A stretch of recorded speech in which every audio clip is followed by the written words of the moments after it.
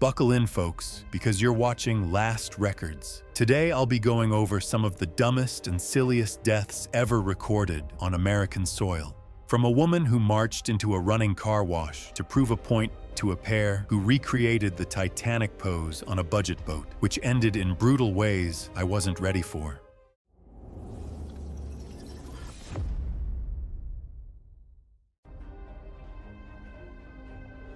It was March 11th, 2019, outside Sacramento, California. A bright weekday morning sat over a busy strip mall corner, the entrance to an automated tunnel car wash marked off with bright cones and a painted lane, an attendant in a vest waving the next car forward. Genevieve Stallings was 53, and the kind of customer everyone at that car wash had learned to dread, the woman who came through nearly every week convinced the machine was cheating her out of a proper clean. She had a habit of refusing to pay full price for anything she could find a flaw in, planting herself at the counter to argue over a single streak or water spot until an employee gave in just to make her leave. That morning, she rolled out of the end of the tunnel, looked over her hood, and decided the brushes had barely touched the car, the perfect excuse to demand the entire wash for free and refuse to pay a single cent. Personally, I would have just driven off and left a 1-star review like a normal person, but for her, that was never going to be anywhere near enough.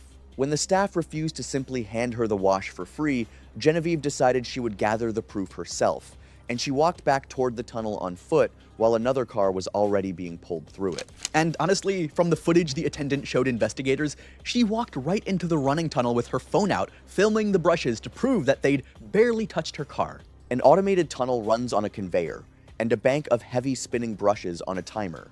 Machinery that has no way to sense a person and no reason to stop, and a fistful of loose hair or a coat is all it takes for those brushes to catch and pull. By the account the attendant and 2 waiting customers gave, Genevieve ignored every shout to get out and pushed deep into the tunnel alongside the moving car, scrubbing at a spot with her sleeve and holding her phone up to the rotating brushes. As she leaned in close to film one of the big vertical brushes, the drum caught the loose fabric of her coat and a fistful of her hair at the same instant, and it wound her in toward itself far faster than she could ever pull back. There was no operator standing over a switch to stop it in time, and the brush dragged her off her feet and into the machinery before anyone could reach the panel.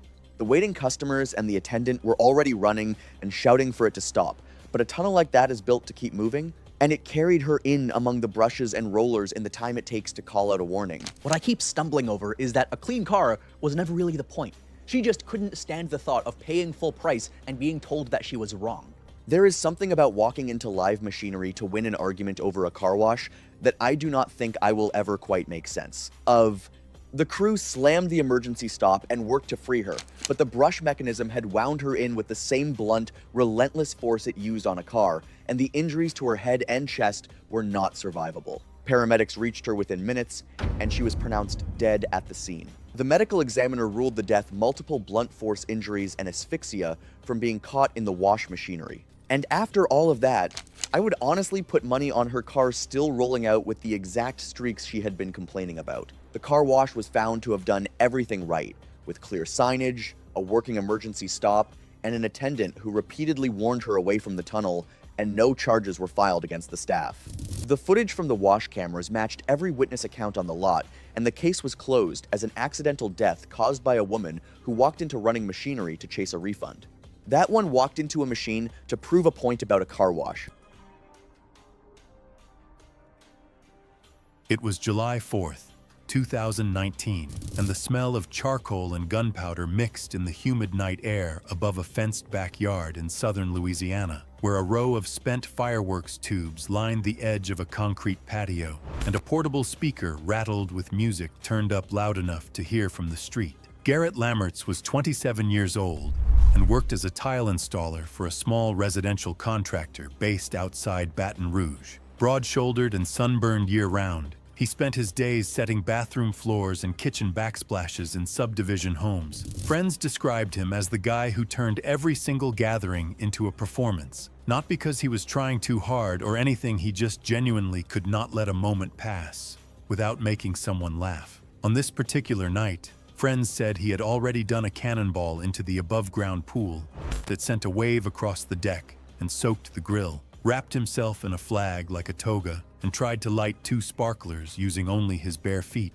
3 bits in one night and the dude was already hunting for a fourth. Like the funniest guy at the party genuinely never knows when the bit has gone too far, and that's kinda what wrecks me about this one. The party had been going since late afternoon, like 20-something people in the backyard. The host had been launching consumer fireworks from the far end of the yard all evening. By around 10 o'clock, the launches wound down, and several mortar tubes sat upright on the grass, blackened and scorched. Nobody had bothered counting how many shells actually got fired versus how many came in the kit. Garrett walked over to the row of mortar tubes. Witnesses later said he picked one up from beside the others, apparently assuming it had already been fired earlier in the night. He held it vertically against the top of his head while leaning toward the group and mugging for the camera. A bunch of people laughed. One friend raised a phone to record. A friend near the fire pit said he yelled at Garrett to put it down, but like he was laughing the whole time he said it, so it didn't exactly land as a serious warning. Like, I want you to tell me how in the world you're supposed to take that warning seriously when the guy saying it is basically dying, laughing himself. The shell detonated inside the tube while it sat on his head. The blast was instant, like this concussive flash, and a sharp bang that witnesses said was way louder and totally different from anything they heard all night. Garrett dropped straight to the ground. The tube burst apart. Guests nearest to him froze, several later telling investigators they thought it was part of the act for a split second before the severity of his injuries became immediately obvious. Two guests with first aid experience reached him within seconds. He was unresponsive with catastrophic visible injuries. Someone called 911 right away, and paramedics got there in about 14 minutes. Garrett was transported to a regional trauma center and pronounced dead shortly after arrival. The medical examiner determined the cause of death to be catastrophic craniofacial trauma, including skull fractures, severe traumatic brain injury, and soft tissue destruction from the detonation. Investigators later determined the mortar had misfired earlier in the night, leaving a live shell still sitting inside the tube without anyone realizing it. In the dark, with dozens of scorched tubes scattered around the yard, the tube appeared spent just like the others. The blast also damaged patio furniture and shattered part of the host's sliding glass door. The fire marshal's office put out a reminder about the dangers of handling spent fireworks. The homeowner later found out that parts of the damage weren't even covered by his insurance. Garrett's co-workers at the contracting company placed a decal of his initials on the work truck he had driven. It was the 14th of September, 2019, and the converted soundstage of a regional television studio outside Nashville, Tennessee, was lit for a multi-day talent search audition, where roughly 50 audience members sat in tiered seating, facing a small performance area marked with tape on the floor, and 3 judges sat at a long table making notes between acts. Cormac Ainsworth was 26 and worked part-time as a receptionist at a tattoo shop while pursuing performance work on the side. He had been training in sword swallowing for 3 years after seeing a sideshow act at a music festival when he was 23. He had taught himself most of it from videos and forum posts, then refined his technique with periodic phone calls and occasional in-person visits with the older performer who had agreed to mentor him. The audition was a one-shot opportunity that he had been waiting on for like 11 months after submitting his application. His mentor later said Cormac had called him 5 days before the audition and described symptoms consistent with a small esophageal perforation, pain when swallowing food, low-grade fever, tightness in his chest. The mentor told him to get to a hospital immediately, that perforations don't heal on their own and performing again would make it catastrophically worse. Cormac said he had been waiting almost a year for this slot. He took over-the-counter painkillers and anti-inflammatories for 5 days leading up to the show. The mentor's last message to him the night before the audition was begging him to cancel. Cormac replied that he was fine. I don't think there was a single other thing that mentor could have done, and being that powerless while you watch it coming is its own kind of awful. He took the stage in front of the judges and the small studio audience. The producer asked before rolling if he had any medical concerns. Cormac said he was fine. The act used a 2.2-inch stainless steel blade and lasted like about a minute and a half. He performed it cleanly to the eye. Nothing about the act looked unusual to the audience or the judges. The applause was solid. He held the bow for a moment longer than usual. The autopsy later showed that the insertion had reopened the existing perforation and made it significantly worse. He removed the blade, bowed to the judges, walked off the small stage area, and made it back to the green room before he sat down on a couch and didn't get back up. A few of the other contestants noticed he looked tired but assumed it was nerves coming down after a performance. Nobody approached him for several minutes. A production assistant noticed within like 5 minutes that he was pale and sweaty and not responding clearly. She called for the on-site medic. By the time the medic reached him, he had lost consciousness. The eeriest thing to me is how normal he looks taking that bow and strolling off, like it really was just another performance. Emergency services were called from the studio. He was transported to a hospital where surgeons attempted an emergency operation to repair the tear and clear the contamination, but the damage was extensive and the infection had already spread through his chest. He died during the procedure. The medical examiner determined the cause of death to be acute complications of a major esophageal perforation with massive contamination of the mediastinum and chest cavity. The production company reviewed its medical screening protocols and quietly added a mandatory health attestation to the contestant agreement the following season. The footage of Cormac's performance was basically never aired. His mentor gave a statement describing their conversations and his attempts to talk Cormac out of going on stage. He risked his life for an audition that never even aired, and I find that almost too bleak to say out loud.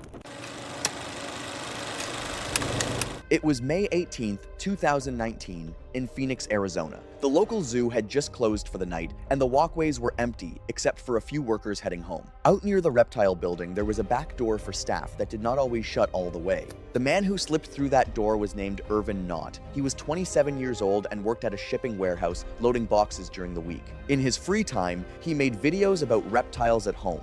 People who watched him said he handled them roughly and ignored anyone who told him to be careful. When folks online warned him he'd get hurt one day, he laughed it off. Irvin liked to say venomous snakes were just normal snakes with better marketing. He came to the zoo alone that night with his phone and a snake hook he'd bought online, hoping to film something that nobody else had. I get the thrill of wanting that one clip nobody else has. I've chased moments for videos before too, but when people who know snakes are telling you to slow down, that's the moment you should have listened, not laughed. He waited until the announcements ended. Then he walked along the back wall, trying doors, until he discovered a service entrance that had been left unsecured after maintenance work earlier that evening. Nobody pushed him through it. Inside, he found a room full of enclosures. One had a large warning on the glass, marking the snake as highly venomous. That was the one he picked. It looked the most dangerous, and to him, that meant the most views, because rare gets attention. But the rarest looking snake in that room was rare for a reason, and the sign was trying to tell him exactly that. He set his phone to record.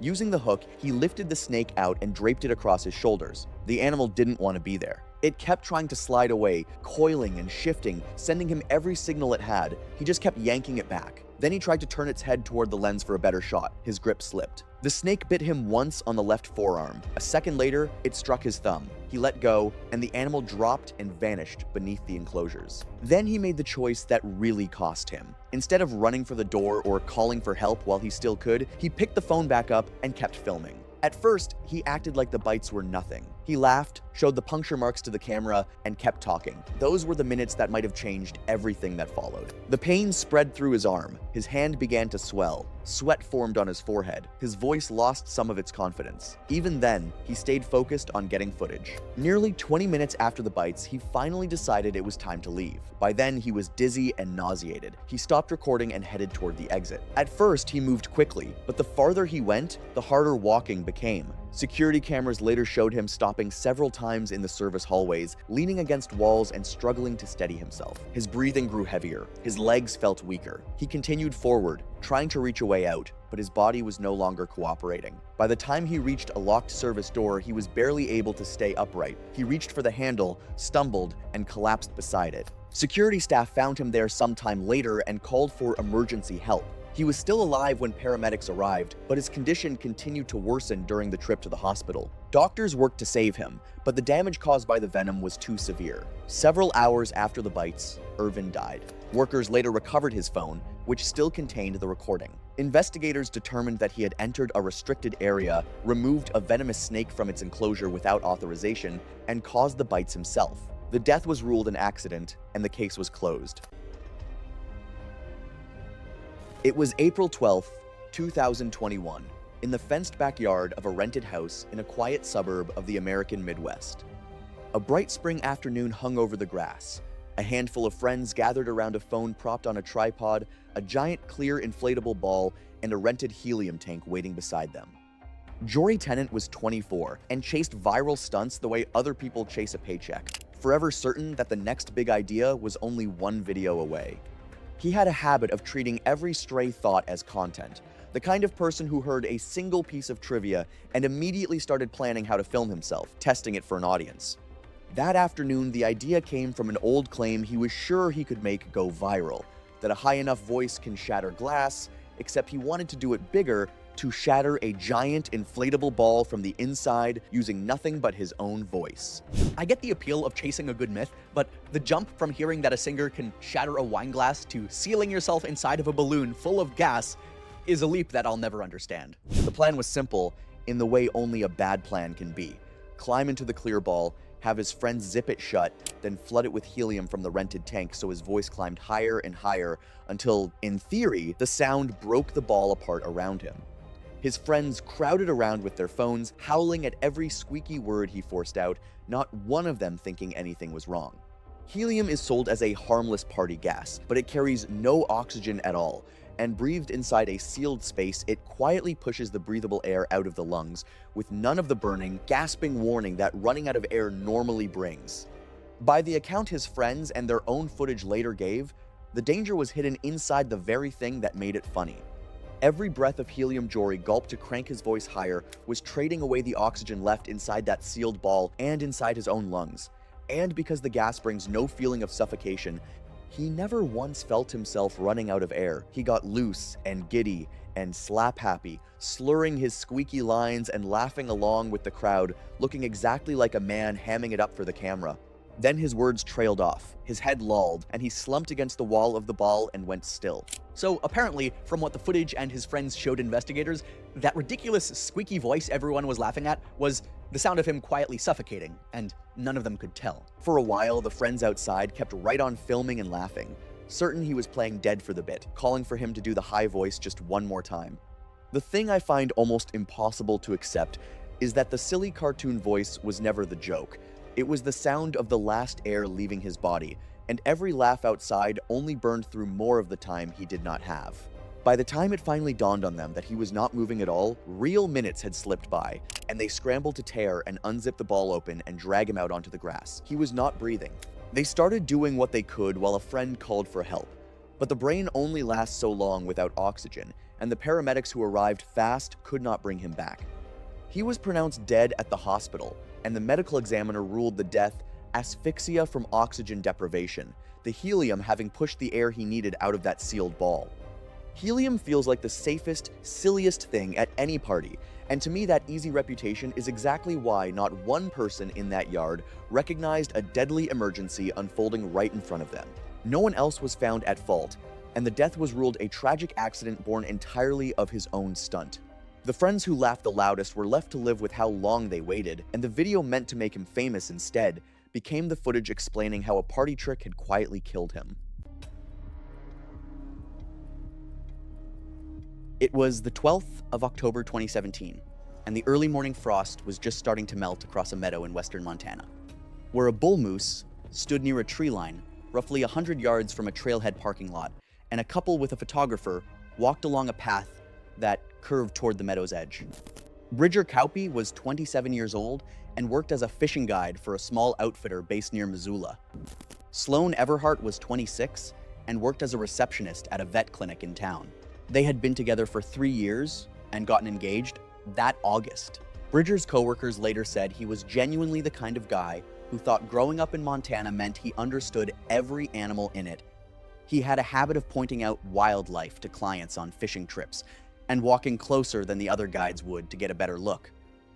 His boss had told him more than once to keep more distance. Sloan's best friend said she genuinely trusted Bridger completely when it came to anything outdoors. If he said something was safe, she believed him, and that was that. The part that stays with me is she didn't make her own call here. She trusted his, and his was wrong. They had been hiking to a meadow their photographer had scouted the week before for golden hour engagement shots. When they came around a bend in the trail and saw the bull moose maybe 100 yards away, Bridger told the photographer they should try to get it in the background.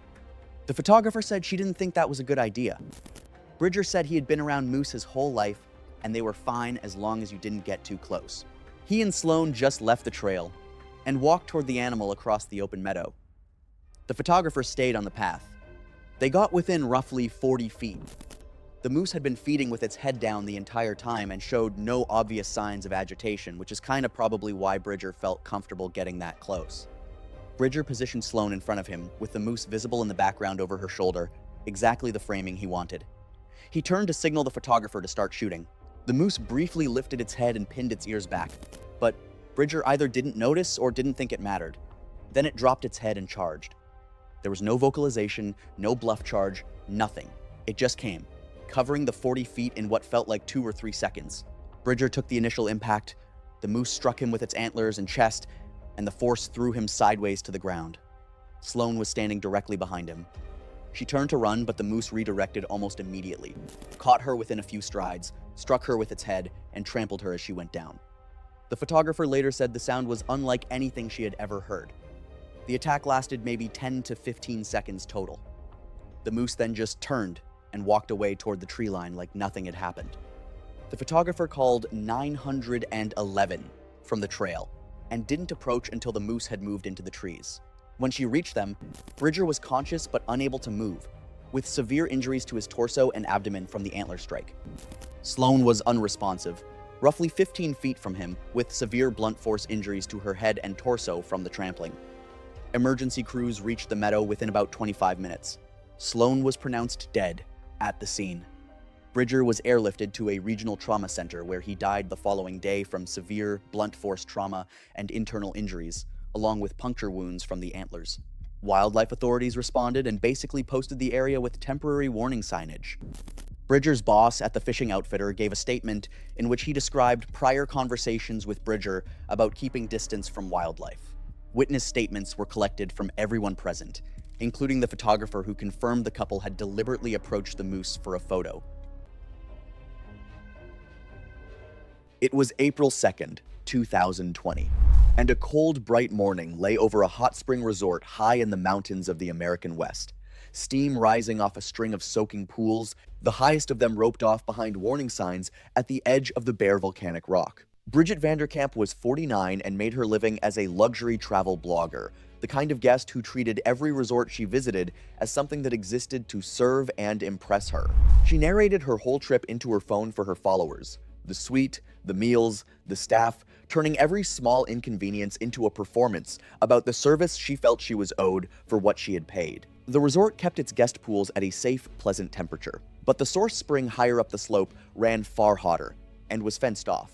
And to Bridget, those barriers were just there for ordinary tourists, not for a paying guest like her. I love a good vacation photo as much as the next person, but the idea that a safety sign does not apply to you because of your room rate is a kind of logic I just cannot follow. She had already complained that the safe pools looked too crowded and ordinary for the content she wanted, and a staff member had told her plainly that the upper spring was dangerous and off limits. So I read that the other guests supposedly told investigators that an employee warned Bridget directly that the source pool was hot enough to cause serious injury, and that she filmed herself stepping over the rope anyway. She picked her way up the rock to the edge of the steaming source pool, holding her phone out for the shot, and went to lower herself in for the photograph she had decided she was owed. The water at the source of a spring like that can run far past the temperature of a hot drink, hot enough that even a moment of full contact causes severe burns, and the shock alone can make it impossible to climb back out. By the account of the guests who saw it from below, the moment Bridget put her weight in, she lost her footing on the slick mineral edge and went in past her waist. The heat was immediate and overwhelming, and the shock of it took her strength and her balance at once, so that instead of pulling herself out, she struggled and slipped further in. The phone she had been holding out for the shot went into the water with her, and the few seconds she might have used to climb out were lost to the shock of the heat and the slick mineral lip giving her nothing to grip. The guests below were already on their feet and shouting for the staff. She stepped over that barrier to show she was above the rules, and the cruel thing for me is that no photo on Earth was ever going to be worth what waded past that rope. Staff trained for exactly this, reached her as fast as they safely could, and got her out. But the burns from the source water were catastrophic, and beyond what anyone at the scene could treat. The resort was found to have had clear signage barriers and a staff member who warned her directly, and investigators determined she had crossed a marked danger line on her own. She did not survive her injuries, and the medical examiner ruled the death the result of thermal burns, accidental in manner. Years of her demanding the very best of everything, and there is something I find almost unbearable about her final recording being the one rule she should have thanked someone for. The footage from her own phone, recovered from the water, showed the warnings she had been given and the rope she had stepped over, and the resort and its staff were cleared of any fault. The staff who had warned her and then risked the heat to pull her out were cleared completely, and the resort rebuilt the barriers around the source pool, taller and harder to step over in the months that followed. The case was closed as an accidental death by thermal burns, the result of a guest who decided a danger line was beneath her. It was November 14th, 2015, and the glow of a bonfire threw long, shifting shadows across a mowed clearing on a 40-acre cattle property outside Missoula, Montana, where about 15 people gathered in camp chairs and truck tailgates around the fire, breath visible in the cold air and laughter carrying across the empty pasture into the dark tree line. Wyatt Crenshaw was 24 years old and had just finished his second season as a wildland firefighter on a hotshot crew based in western Montana. The bonfire was basically just an unofficial end-of-season hangout hosted by a crew member whose family owned the property. Wyatt was fit and compact, the kind of person who moved through physical space like nothing could surprise him. Crew members said he arm wrestled literally everyone at every gathering, regardless of size, and had once ridden a dirt bike standing on the seat across a fire camp clearing just to win a bet. He wasn't reckless on the job. Supervisors described him as disciplined on the line, but off the clock, his physical confidence just ran completely unchecked. Disciplined on the fire line, and then inside a barrel at a bonfire 4 months later. Like, try fitting those two things into the same person, because I've been trying and they just don't go together, but somehow they're both true. The barrel was a large wooden feed barrel reinforced with metal bands, roughly 3 feet tall and 2 feet across, sitting near the barn at the top of a grassy slope that ran about 60 yards downhill toward a tree line. Nobody could really agree later on who brought it up first, but crew members said Wyatt was already inside the barrel before anyone even properly suggested it. He crouched down with his arms hooked over the rim and told 2 friends to give him a push. They did. The barrel tipped forward onto its side with Wyatt inside and started rolling down the slope. For the first 20 feet or so, the speed was manageable. The group at the bonfire watched, and a few people were filming on their phones. The barrel tracked straight down the mowed strip, and Wyatt could be heard shouting. Crew members later said the sound was excited, not scared. Then the slope got steeper, and the barrel picked up speed, bouncing on uneven ground where the mowing missed a rut. The path shifted left away from the mowed strip into rougher pasture. By about 40 yards, it was going way faster than anyone expected, and people near the fire started standing up. 60 yards sounds like nothing, until you actually picture someone inside something rolling downhill for that long. I looked it up, and it's over half a football field, and every single foot of it was picking up speed. A partially buried tree stump sat at the base of the slope, invisible from the top in the dark. The barrel hit it at full speed. The sound carried all the way up to the bonfire, a heavy crack followed by splintering. The barrel broke apart into staves and bands. Wyatt's body came to rest beside the stump. He did not move. 3 crew members sprinted down. One of them, trained as a wilderness EMT, started checking him over. Wyatt was unresponsive with visible head injuries and irregular breathing. Emergency services arrived within 22 minutes. He was airlifted to a regional trauma center, where he died several hours later without ever regaining consciousness. The medical examiner determined the cause of death to be severe traumatic brain injury with subdural hemorrhaging, along with chest trauma resulting in multiple broken ribs and a collapsed lung. Witnesses said the barrel was going too fast for anyone to catch by the time it hit, and the injuries were consistent with that kind of impact. The property owner cleared the stump and other obstructions from the slope. The crew held a memorial during the next season's training week. His helmet and fire pack were mounted in a glass case at the crew's base station, built by a crew member who had been at the bonfire that night. It was the 18th of June 2016, and the community center gymnasium in a small town in upstate New York, had been transformed into a charity talent show benefiting a children's hospital where roughly 200 guests sat at round tables, and a small stage at the front of the room hosted a series of amateur acts. Donovan Haig was 41 and worked full-time as a UPS driver. He had been a hobby juggler for over 15 years, a fixture at birthday parties and community events in his area. His regular act was honestly pretty simple: bowling pins, flaming torches, and rubber chickens, and he was known locally as the funny juggler guy who always wore a top hat and cracked dry jokes between throws. He had signed up for the charity benefit months in advance. His wife later said Donovan had been talking about adding chainsaws to his routine for months because he had seen other juggling acts online getting huge crowd reactions with them. He bought a single chainsaw, ground down the cutting teeth on the chain so it would still spin and look real but wouldn't cut on contact, and practiced with it for about 2 weeks in his garage, just tossing and catching it from one hand to the other, and felt confident with it. The week before the show, he bought 2 more identical saws and put fresh, sharpened chains on all 3 because he wanted the audience to see real running saws. He tried juggling all 3 in his garage exactly once. He dropped one almost immediately and laughed it off and told his wife he just needed more height on the toss. She asked him if maybe he should stick to 2 for the show. He told her the crowd needed to see 3. Someone asked, and he laughed it off. For me, the entire tragedy lives inside that 10-second exchange.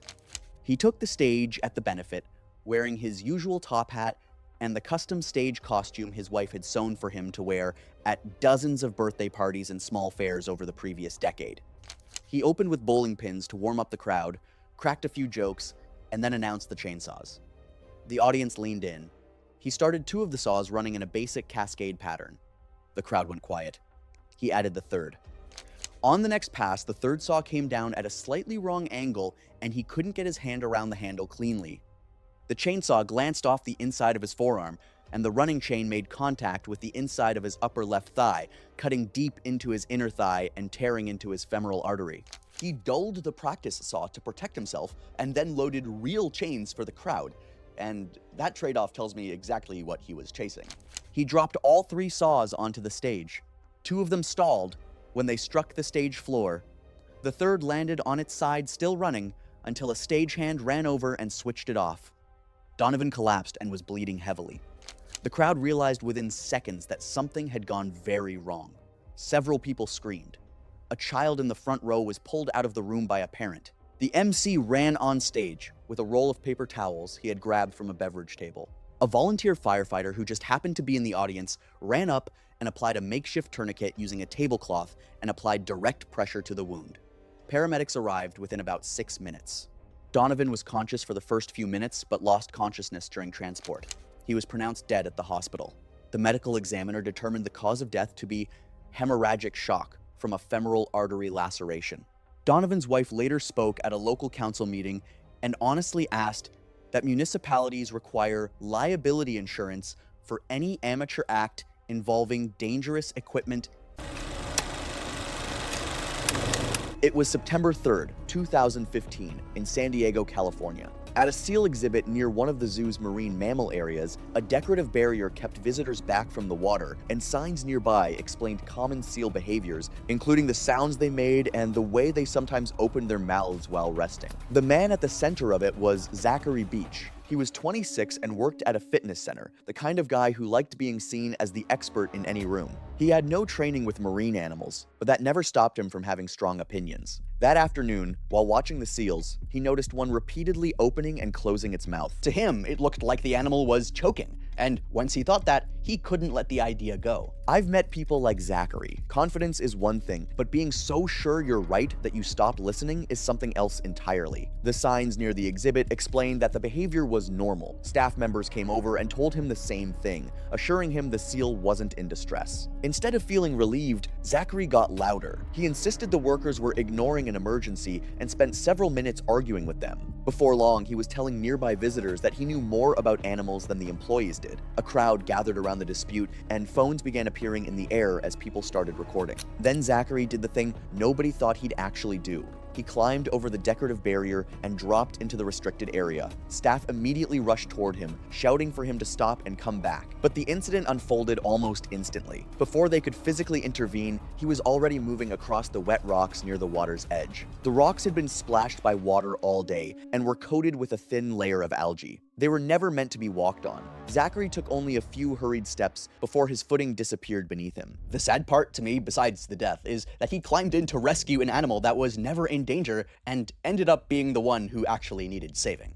He slipped forward and fell headfirst into the deeper section of the pool. On the way down, his head struck an underwater rock ledge hidden beneath the surface. The impact left him badly stunned. Witnesses later described him surfacing once, struggling to focus his eyes and having obvious difficulty keeping his head above water. Some reported seeing blood in the water near where he emerged. The seal he had been trying to help simply moved away. Zachary attempted to swim toward the edge, but his movements were uneven and uncoordinated. The blow appeared to have robbed him of both his balance and his sense of direction. He made little progress before slipping beneath the surface again. Staff reacted immediately. Rescue equipment was thrown into the pool at once, and trained personnel entered the water moments later. They reached him quickly and pulled him from the enclosure, but by then, he had already spent too long underwater. Despite emergency efforts at the scene, he was pronounced dead shortly afterward. I can't help thinking about how he spent his last minutes insisting someone needed help, never realizing that person would be him. Because the incident had begun as a loud public argument, numerous bystanders had recorded parts of it on their phones. With the circumstances clearly documented and no indication of wrongdoing by anyone else, the case was eventually closed. Investigators ruled the death accidental, caused by drowning after Zachary suffered a head injury in a fall into the seal enclosure. It was January 30th, 2022, in a suburban living room in the American West. A lazy winter weekend had a small group of teenagers sprawled around a phone on a tripod, filming the kind of challenge video that fills an afternoon when there is nothing else to do.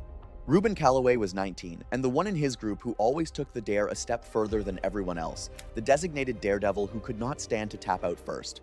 He had a habit of treating every challenge as something to win rather than just survive, pushing past the point where his friends were already laughing and waving it off. That afternoon, it started as the old Mentos and Sprite bit, dropping the mints into the soda for the fizzy little eruption, before it turned into something simpler and far more dangerous, a contest over who could chug the most bottles of Sprite the fastest without stopping or tapping out. I have seen these challenge videos go around for years, and the worst I ever expected was a big mess and a funny burp, which is probably why nobody in that room saw the real danger in it. Ruben pulled ahead early and refused to give the lead back, tipping bottle after bottle of Sprite down his throat far faster than anyone else dared, barely pausing to breathe between them so that he could win the round outright. From what came out afterwards, the others gave up fast and dropped out laughing, but Ruben kept going, forcing down bottle after bottle to outlast them for the camera. What none of them understood was that the danger was never the fizz, it was the sheer volume of fluid. Because Sprite is mostly water with almost no salt in it, and pouring liters of it into the body in minutes is something the kidneys simply cannot keep up with. When that much salt-free fluid floods in at once, it drives the body's sodium level down dangerously fast, and water is pulled out of the blood and into the cells everywhere, including the brain, which has nowhere to swell inside the skull. What the doctors later described was a body knocked dangerously out of balance by the sheer amount of fluid Ruben forced into it in such a short time.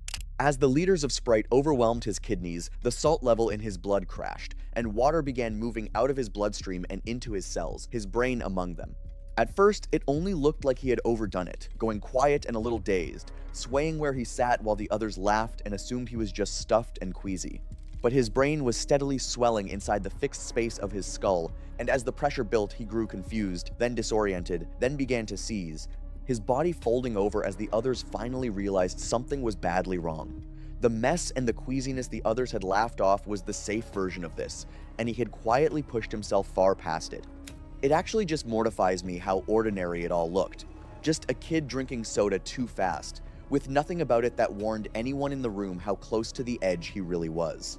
Ruben collapsed into a full seizure, and his friends, realizing this was no longer part of the bit, called for help as fast as they could. He was rushed to the hospital, but the swelling in his brain was already severe, and the rescue came too late to save him. Apparently, the medical examiner ruled it water intoxication, a fatal drop in blood sodium from drinking a huge volume of fluid far too fast, the swelling of the brain that followed being the thing his body could not survive.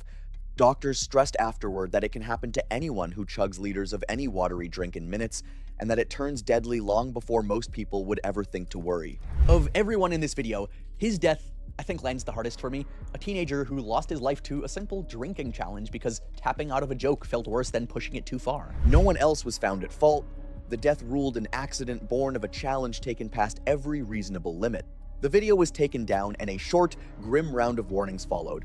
The kind that tends to fade long before the next group of teenagers films the next silly dare. It was the 14th of January, 2017, and a light snow had been falling since early morning across a lake in northern Minnesota, where the shoreline was rimmed with white ice that thinned toward the center due to recent temperature swings that had weakened sections away from shore. And a photographer in a heavy coat stood at the water's edge, adjusting her tripod, while two figures walked out onto the frozen surface. Andre Halverson was 33 years old and managed a cross-country ski rental shop in a small resort town. Linnea Nyquist was 31 and worked as a veterinary tech at an animal hospital about 20 minutes from their apartment. They had been together since college and got engaged over the holidays. Friends later said Andre had basically grown up skating on ponds in rural Minnesota and had this thing where he would stomp on the ice at the edge before walking out, like that was his safety check. Just a couple hard stomps with his boot, and if it held, he figured they were good. He did that at the shoreline that morning, stomped a few times, told Linnea it felt solid, and they just walked out. The thing about that stomp test is, it only tells you about the ice right where you're standing. And I think on some level he probably knew that, but he'd done it his whole life, and nothing bad ever happened, so why would this time be any different? Their photographer later said she told them she wasn't comfortable going out on the ice and would shoot from shore with a long lens.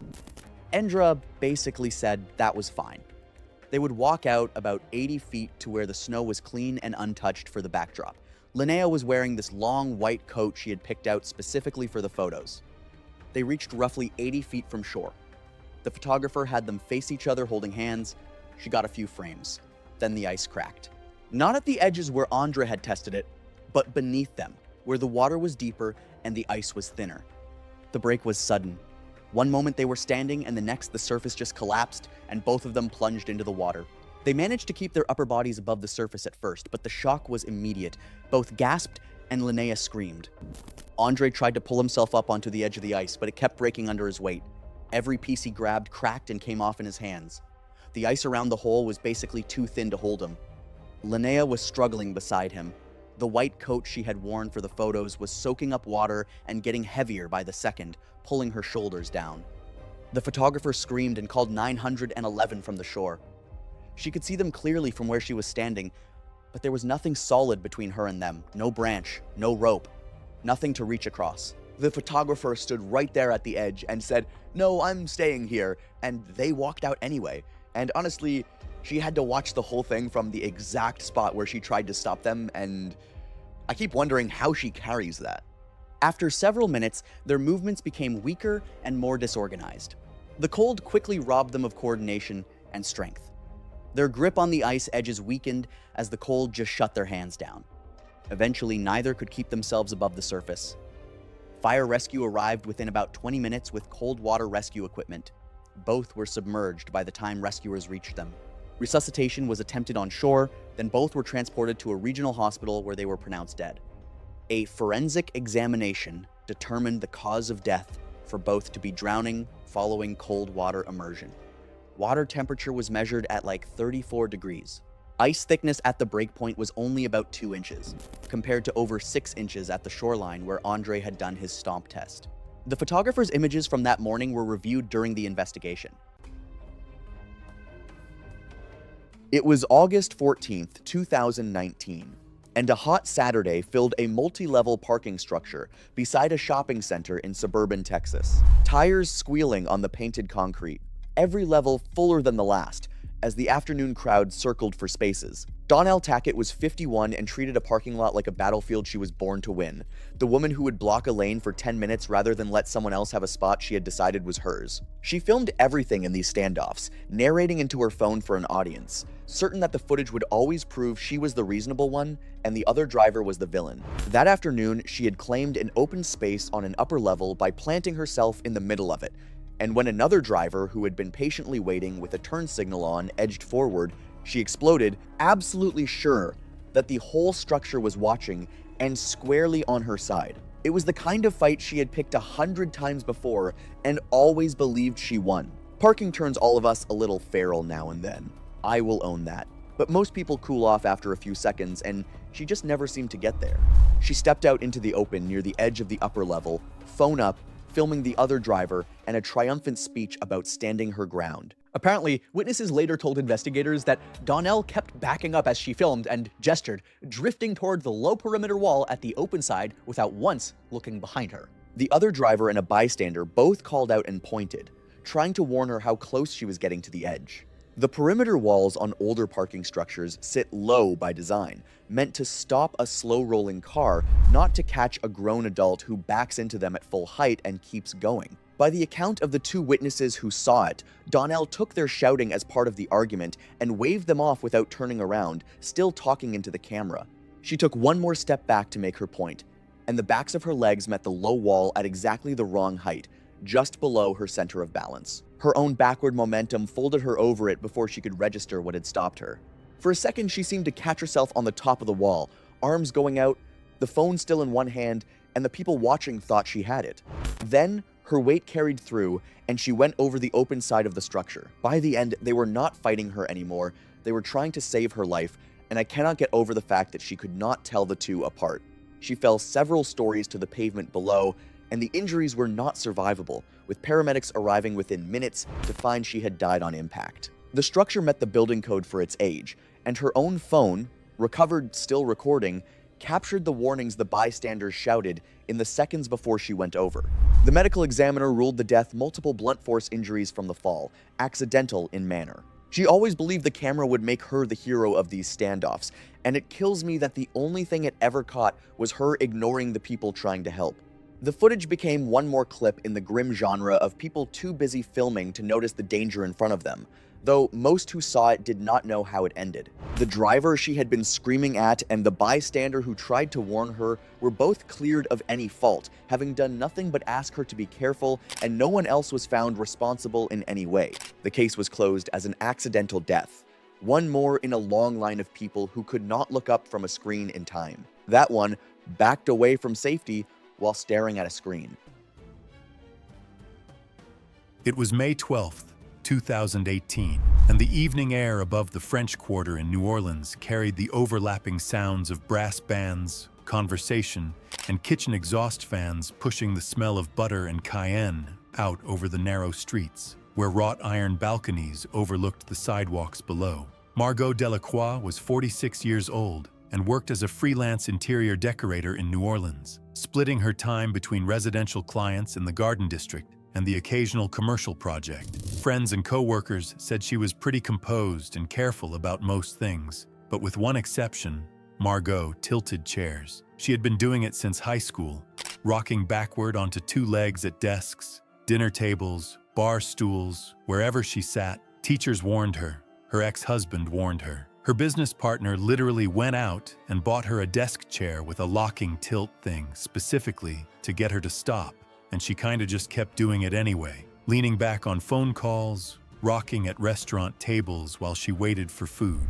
Friends said it was as unconscious as crossing her legs. Every teacher you've ever had has said that, right? You'll crack your head open doing that. And I heard it growing up, and you probably did too, but she heard it for 30 years. And it never meant anything until one night it meant everything. That evening, Margot was at a dinner party on the third-floor rooftop terrace of a friend's building in the Marigny. The gathering was to celebrate a renovation Margot had just finished for her friend's ground-floor retail space, about a dozen guests on the open-air terrace. The terrace was tiled in smooth quarry tile and surrounded by an older wrought iron railing about 36 inches high. Metal bistro chairs and tables were arranged near the center. though a few chairs had drifted toward the railing as people moved around. Margot was sitting in a metal bistro chair about 2 feet from the terrace railing, facing inward toward the table, mid-conversation with wine in one hand. Multiple guests later confirmed what happened next. She tilted the chair back onto its 2 rear legs. One guest said he had seen her doing it at least twice during dinner,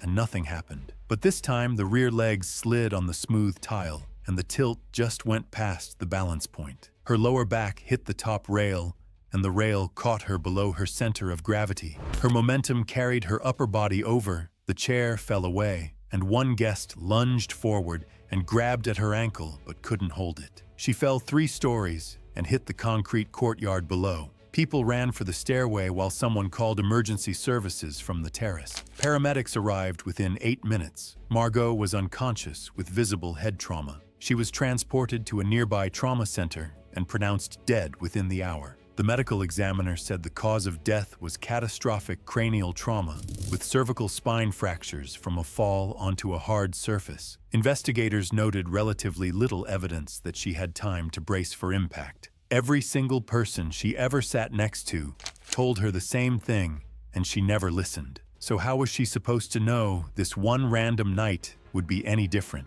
And honestly, I don't have a good answer for that. The building owner raised the railing to 42 inches and replaced the smooth tile with textured surface. Friends later said the rooftop was rarely used for gatherings after that. The renovation Margot completed was featured posthumously in a regional design publication with a brief dedication at the editor's request. It was the 11th of March, 2017, and the late afternoon light slanted through the windows of a small community center auditorium about an hour outside Cleveland, Ohio, where roughly 140 people sat in folding chairs facing a raised wooden stage, and a hand-painted banner above the stage read "Spring Talent Showcase" in cursive letters. Garrett Selensky was 33 and worked as an HVAC technician at a residential heating and cooling company. Colette Briand was 30 and worked the front desk at a physical therapy clinic. They had been together for like 4 years and were planning to get married the following fall. Garrett had been into archery since high school, shot competitively in a local league, and ran a YouTube channel where he posted trick shot videos from his backyard. Colette's sister later said Garrett had been practicing the William Tell shot in their backyard for 3 months using a foam apple balanced on a mannequin head. He had successfully done it dozens of times during practice and rarely missed. Colette had watched him through almost every one of those practice sessions, and she volunteered to be the actual target for the talent show. She told her sister it was the safest thing he did.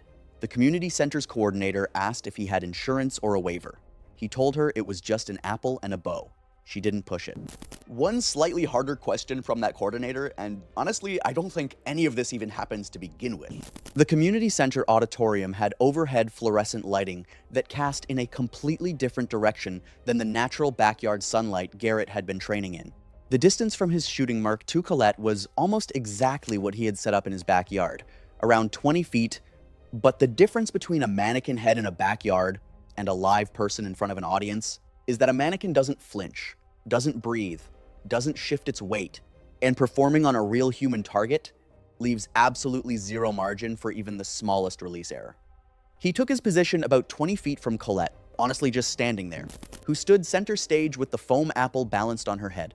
He drew the recurve bow and aimed. Colette closed her eyes. The audience went quiet, the kind of quiet where you can hear the buzz of the overhead lights and the shifting of folding chairs. I think doing something flawlessly 1,000 times in your own backyard definitely has a way of hiding the one thing that actually matters. He released. The arrow struck her in the right side of her neck just below the jawline. She collapsed sideways onto the stage. Several people in the audience thought it was a staged moment for effect. Garrett dropped the bow and ran to her. The arrow had penetrated her carotid artery. Blood loss was immediate and catastrophic. An audience member who worked as a paramedic ran to the stage and tried to control the bleeding, but with the arrow shaft still embedded in her neck, the wound couldn't be sealed or compressed in any meaningful way. Emergency services arrived 9 minutes later and continued resuscitation during transport. Colette was pronounced dead shortly after arrival at the hospital. The medical examiner determined the cause of death to be exsanguination from a penetrating neck injury involving the carotid artery. Garrett was detained at the scene by responding officers and later charged with criminally negligent homicide. He was convicted and sentenced to 4 years. The community center basically permanently banned all acts involving projectiles or weapons from its events. Garrett's YouTube channel was taken down by his family within 48 hours. Colette's sister told a local paper that her sister had trusted him completely, and that the trust was honestly just the saddest part of the whole thing.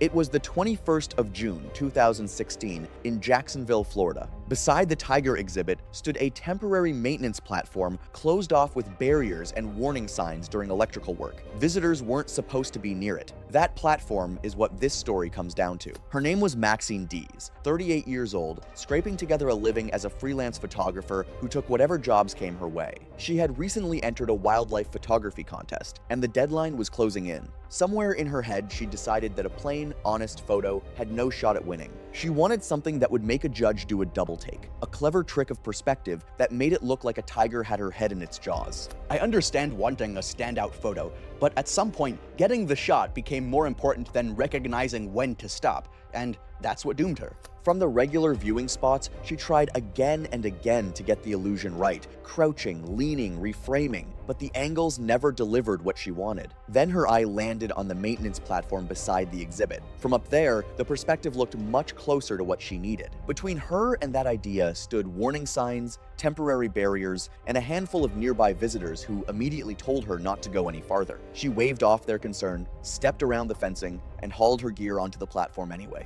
This is the part that sticks with me. Signs can be ignored, but when multiple people tell you to stop, it's usually worth listening. Once she was up there, she began working the position, the camera pressed to her face as she tried to line up the illusion. The angle was close enough that she became convinced one more adjustment would finally give her the image she wanted. She shuffled sideways along the platform and leaned farther than she should have. At one point, she lost her footing slightly and instinctively reached out to steady herself. The platform was part of an active maintenance area. Earlier that day, technicians had been testing electrical systems connected to the exhibit, and one control panel had been left open because additional work was scheduled to continue. The area was supposed to remain off limits behind barriers while the equipment remained energized for testing. As Maxine caught herself, her hand brushed exposed components inside the open panel. Witnesses later reported hearing a loud pop as electricity arced through the contact point. The shock caused her to jerk backward in surprise and lose her balance. She stumbled backward and pitched off the side of the platform, dropping roughly 15 feet onto the hard ground below. Her camera struck first and exploded into pieces. She hit moments later with devastating force near the edge of the exhibit. Visitors screamed while others shouted for help. Staff hadn't noticed what she was doing until the crack of the electrical arc drew attention to the platform. Emergency responders were called immediately,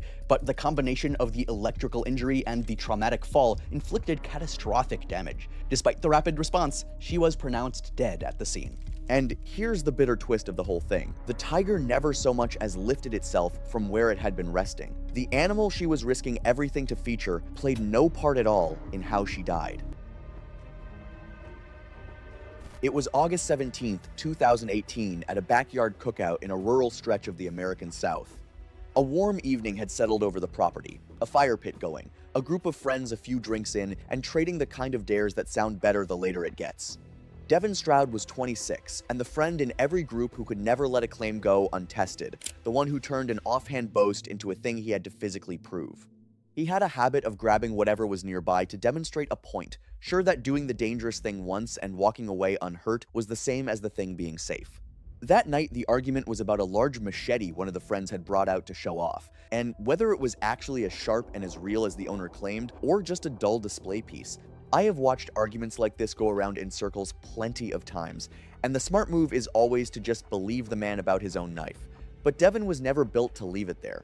Insisting the blade was dull and that the owner was exaggerating, Devin took the machete to prove his point in the most physical way he could think of. From the report I managed to find, friends later stated that Devin had set out there to prove how harmless the blade was by swinging and flipping it around to show off, handling it with no care at all. Nobody stepped in to stop him or take it out of his hands because right up until the instant it went wrong, it still looked like nothing more than Devin being Devin, putting on a show the way he always did. A full-size machete is not a toy. It is a heavy chopping blade with real edge and real momentum, and once a swing like that is in motion, there is very little a person can do to call it back. The trick fell apart almost the moment it began. A few swings in, showing off how little he respected the edge, Devon lost his grip on the heavy blade on a careless, looping swing, and the weight of it carried it down out of his control. Instead of the harmless demonstration he had promised the circle around the fire pit, the machete came down across his own leg, biting deep and opening a major artery high in his thigh. He knew at once how badly it had gone, the laughter around the pit cutting off all at the same instant. But a wound that deep to a leg artery bleeds fast and heavy and is brutally hard to stop with nothing but bare hands and a folded shirt. What had been a drunken bit of showing off 1 second earlier became, in the next, a circle of friends on their knees in the dirt trying to keep him alive. The thing I find so senseless about it is that there was no argument worth this. The owner could have just been right about his own knife, and everyone could have gone back to their burgers. His friends tried desperately to stop the bleeding and called for help immediately. But a deep wound to a major artery gives a person only minutes, and he lost consciousness before the ambulance could reach the rural property. He was pronounced dead a short time later. Based on my research, the medical examiner ruled it blood loss from a self-inflicted wound by his own mishandling of the blade, with alcohol a contributing factor. There was nothing malicious in it from anyone at that cookout, just a dare, a few drinks, and one man's refusal to take a genuinely dangerous object even a little bit seriously. To me, it is one of the clearest examples of a death that needed only one person at any point to simply say, that is enough, and put the thing down. The owner of the machete and the rest of the friends were cleared of any wrongdoing. The death ruled a self-inflicted accident born of his own insistence on proving a pointless point. The blade he had been so sure was harmless was the one that ended the night. It was the 19th of August 2018, and the late afternoon sun baked a wide-open hayfield on the outskirts of a small ranching town in central Texas, where the grass had gone from gold to pale gray after 6 straight weeks without rain, and burn ban notices had gone up along roads throughout the county. Kessler Bonham was 26 years old and worked as a welder at a steel fabrication shop about 30 minutes outside San Antonio. Tierney Wicks was 25 and worked as a dental hygienist at a family practice. They had been together for like 3 years and got engaged that spring. Friends later said Tierney had a Pinterest board with over 200 saved engagement photo ideas, and the colored smoke bomb shot was pinned right at the very top. She had been talking about that specific photo for months. Kessler had ordered a 6-pack of colored smoke canisters off the internet, specifically for the shoot. 2 pink, 2 blue, 2 purple. When they arrived at the field, the photographer had done smoke canister shoots before, and honestly didn't raise any concerns about the conditions. I think about that answer a lot because she was right. Dozens of couples have done that exact photo and nothing happened, and there is genuinely no way to explain why this time was different without just saying sometimes the odds catch up. The photographer picked a spot about 100 feet into the field where the grass was tallest and the light was best. Tierney wanted the golden hour framing she had saved screenshots of, like that specific look from Instagram. Kessler held a pink canister in one hand and a blue one in the other. Tierney held the remaining 2. The photographer backed up about 30 feet to get the wide shot. They ignited the canisters. The smoke looked exactly like the photos, thick-colored plumes drifting sideways in the light breeze. The photographer got several frames in the first 15 seconds. Then, a spark from one of the canisters landed in the dry grass near Kessler's feet. It caught almost instantly. The flame was small at first, maybe the size of a dinner plate, but the grass was just so dry, it spread outward in every direction within seconds. The photographer later said by the time she realized what was happening, the fire had already moved past her toward the road, and she ran for the gravel shoulder. Kessler and Tierney were deeper in the field. They dropped the canisters and started running, but a gusting crosswind pushed the fire through the dry grass in long fingers that cut across multiple escape routes faster than any of them expected. Kessler cut to the left toward a dirt access track at the edge of the field and made it out of the grass. Tierney ran straight back the way they had come in, but the smoke cut off her visibility, and the fire had already cut across her path back toward the road. Investigators later believed she became disoriented in the heavy smoke after the fire crossed her escape route. A passing driver called 911 after seeing smoke from the road. The first volunteer fire unit arrived within about 10 minutes, with additional brush trucks shortly after. The field was pretty much entirely burned by then. Kessler was found at the edge of the dirt track with severe burns. He was airlifted to a regional burn center. Tierney was found well away from where they had been standing, in the burned section of the field. She was pronounced dead at the scene. A forensic examination determined the cause of death to be thermal injuries complicated by smoke inhalation. Kessler died at the burn center 2 days later from complications related to his injuries. Investigators confirmed a county burn ban had basically been in effect the entire time. The photographer's memory card was entered into evidence, and the final images showed the smoke plumes with the first flame visible at grass level in the bottom corner of the frame.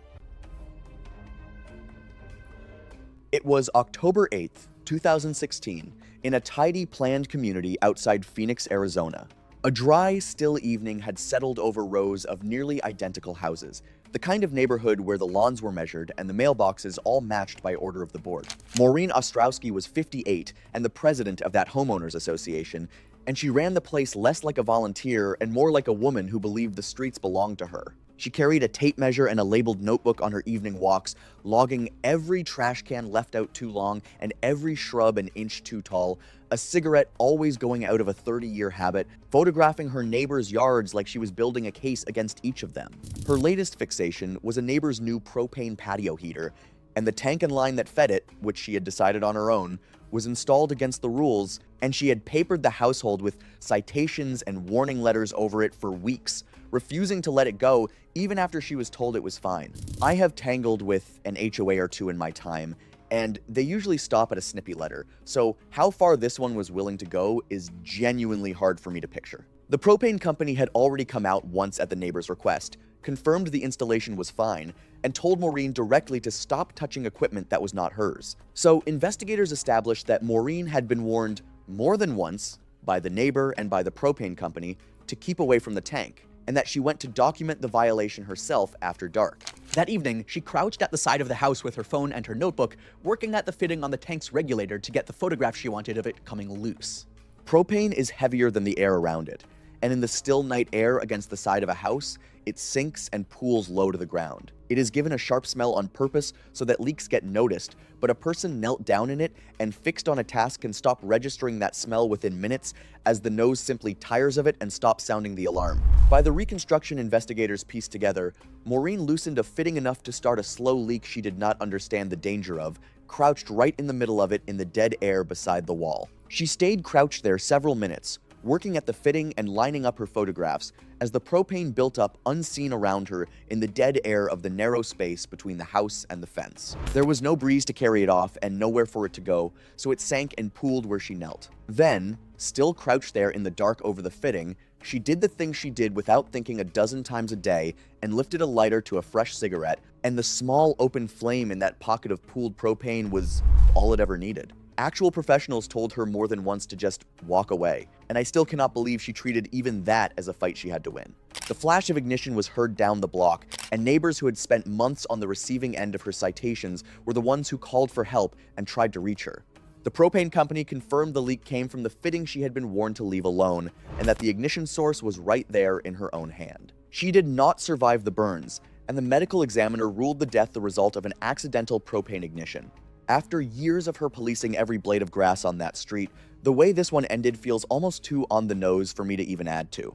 The homeowners association came apart in the fallout, with neighbors going public about years of harassment, and the board was dissolved within the year. Neighbors who had spent years on the receiving end of her measuring tape and her citations spoke openly afterward about what living under her board had been like, and the utility records and her own notebook full of violations made it clear she had been repeatedly warned to stay away from the tank. The death was ruled an accidental propane ignition, caused by her own tampering. That one could not keep her hands off a neighbor's property.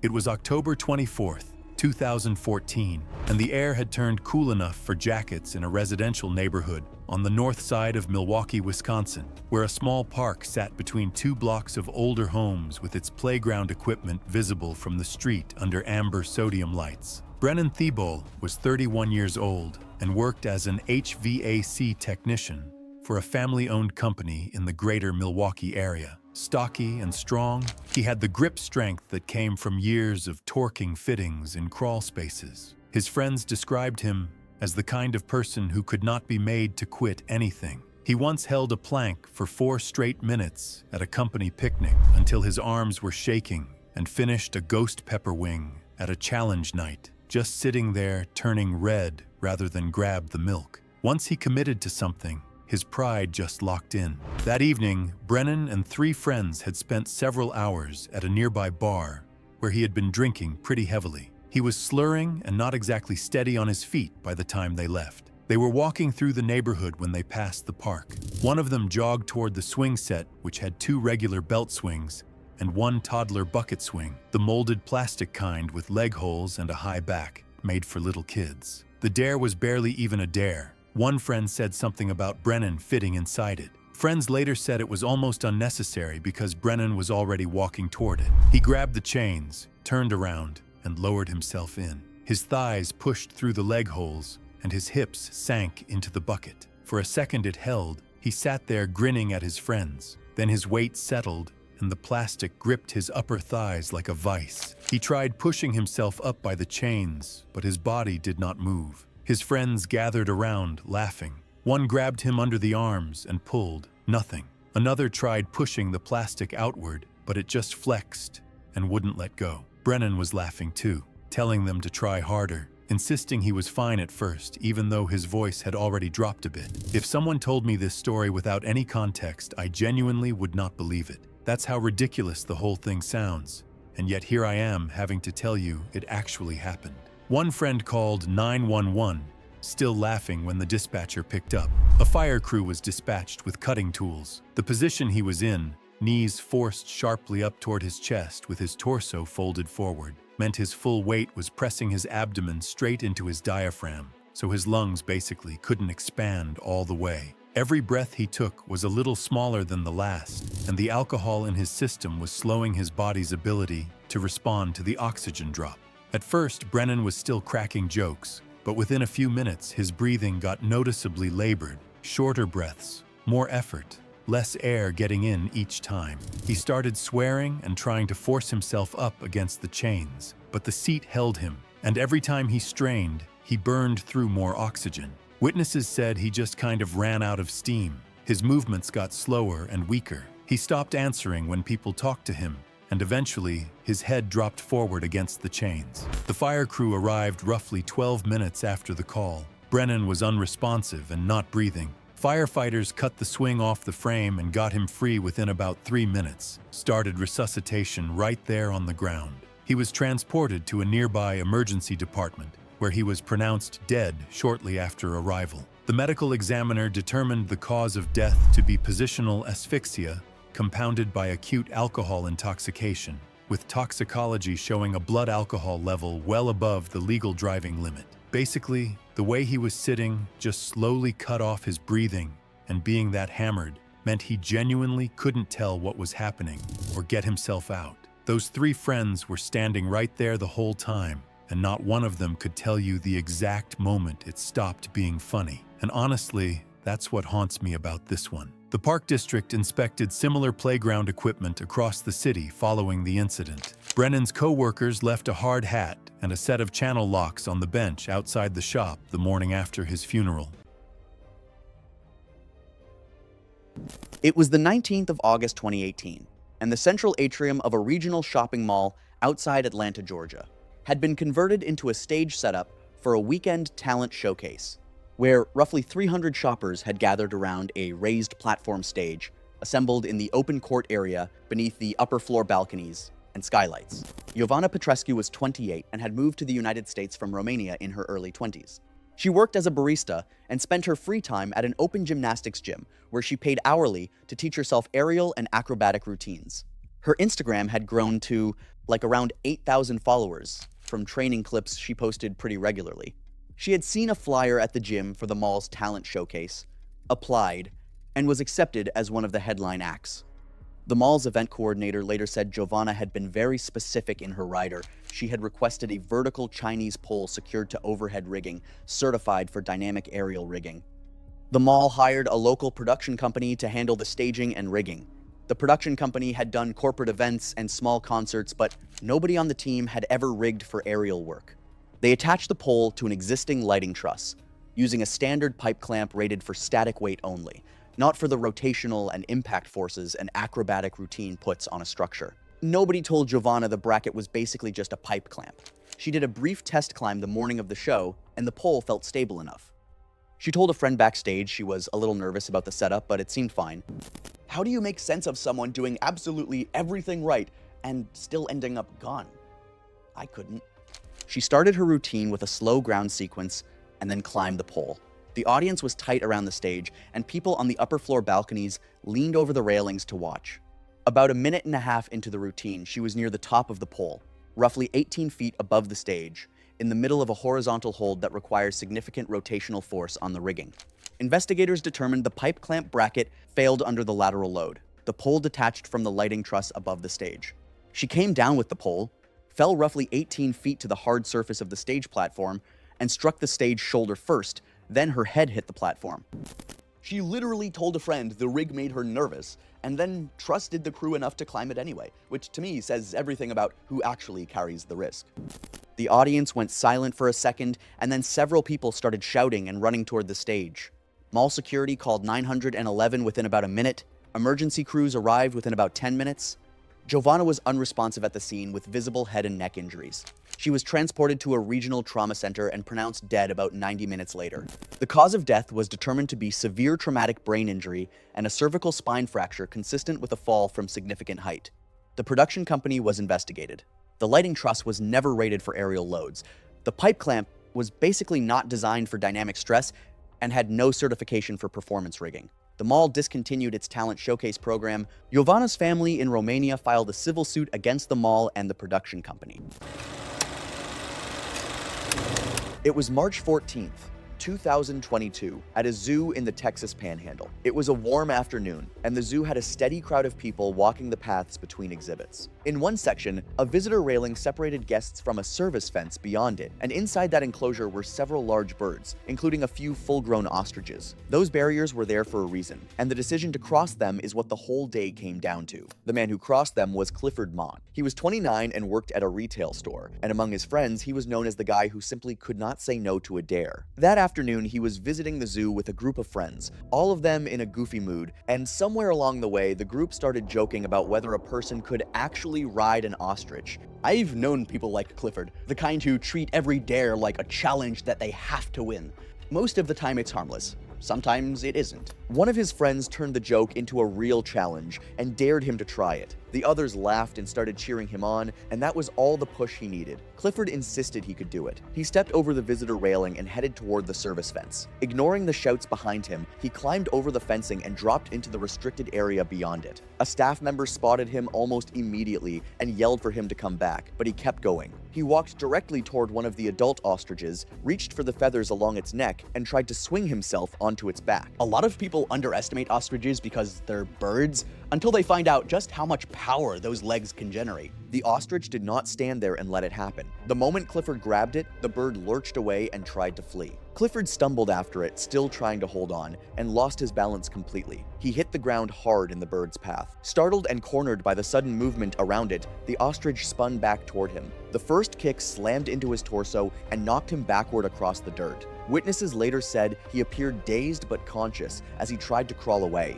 The ostrich struck again before staff could reach him. The second kick landed lower across his abdomen. People watching from behind the barriers saw him immediately clutch the area and curl onto his side. The mood around the exhibit changed in an instant. The laughter disappeared. His friends were screaming. Visitors rushed toward the railings. Several people pulled out their phones while others called emergency services. Zoo employees moved quickly to clear the area, and additional staff arrived to separate the bird from the injured man. I keep thinking about how quickly the mood must have changed. One moment everyone was laughing, and the next nobody was. Paramedics reached the scene within minutes and began treating Clifford before transporting him to the hospital. Despite those efforts, the injury had caused catastrophic internal damage and severe bleeding. Surgeons attempted emergency treatment after he arrived, but the damage was too extensive. Clifford died a short time later. Medical examination later found that the fatal injury had been caused during the attack after the bird reacted defensively to being grabbed. Investigators ultimately ruled the death an accident. It was November 4th, 2017, in a tidy single-family home in a quiet corner of the American Northeast. A gray autumn morning sat over the neighborhood, the house still and ordinary, a man alone in his high-ceilinged living room with a small job he wanted done. Gordon Ashbury was 58 and the sort of do-it-himself homeowner who took a strange pride in never asking for help and never doing things the slow, careful way. He had a lifelong habit of standing on the very top of a ladder on the step printed with the warning never to stand there and waving off anyone who told him to come down. That morning, the only task in front of him was a single burned-out bulb in the ceiling fixture. A 2-minute fix by any measure, except the proper stepladder was out in the garage at the other end of the house, and he decided, the way he always did, that the walk to fetch it was more trouble than the job was worth. I have caught myself cutting this exact corner before, telling myself it is not worth the trip to grab the right tool, so I understand the instinct even as I know how badly it can end. Instead of the ladder, Gordon dragged a dining chair under the fixture and set it on top of a low table to gain the height he needed.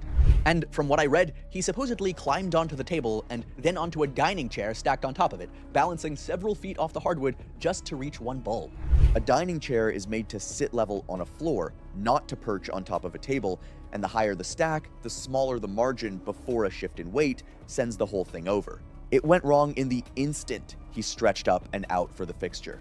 The dining chair shifted on the table beneath him, its legs skating on the smooth wood, and his weight slid out past the edge of the seat, with nothing solid under it anymore.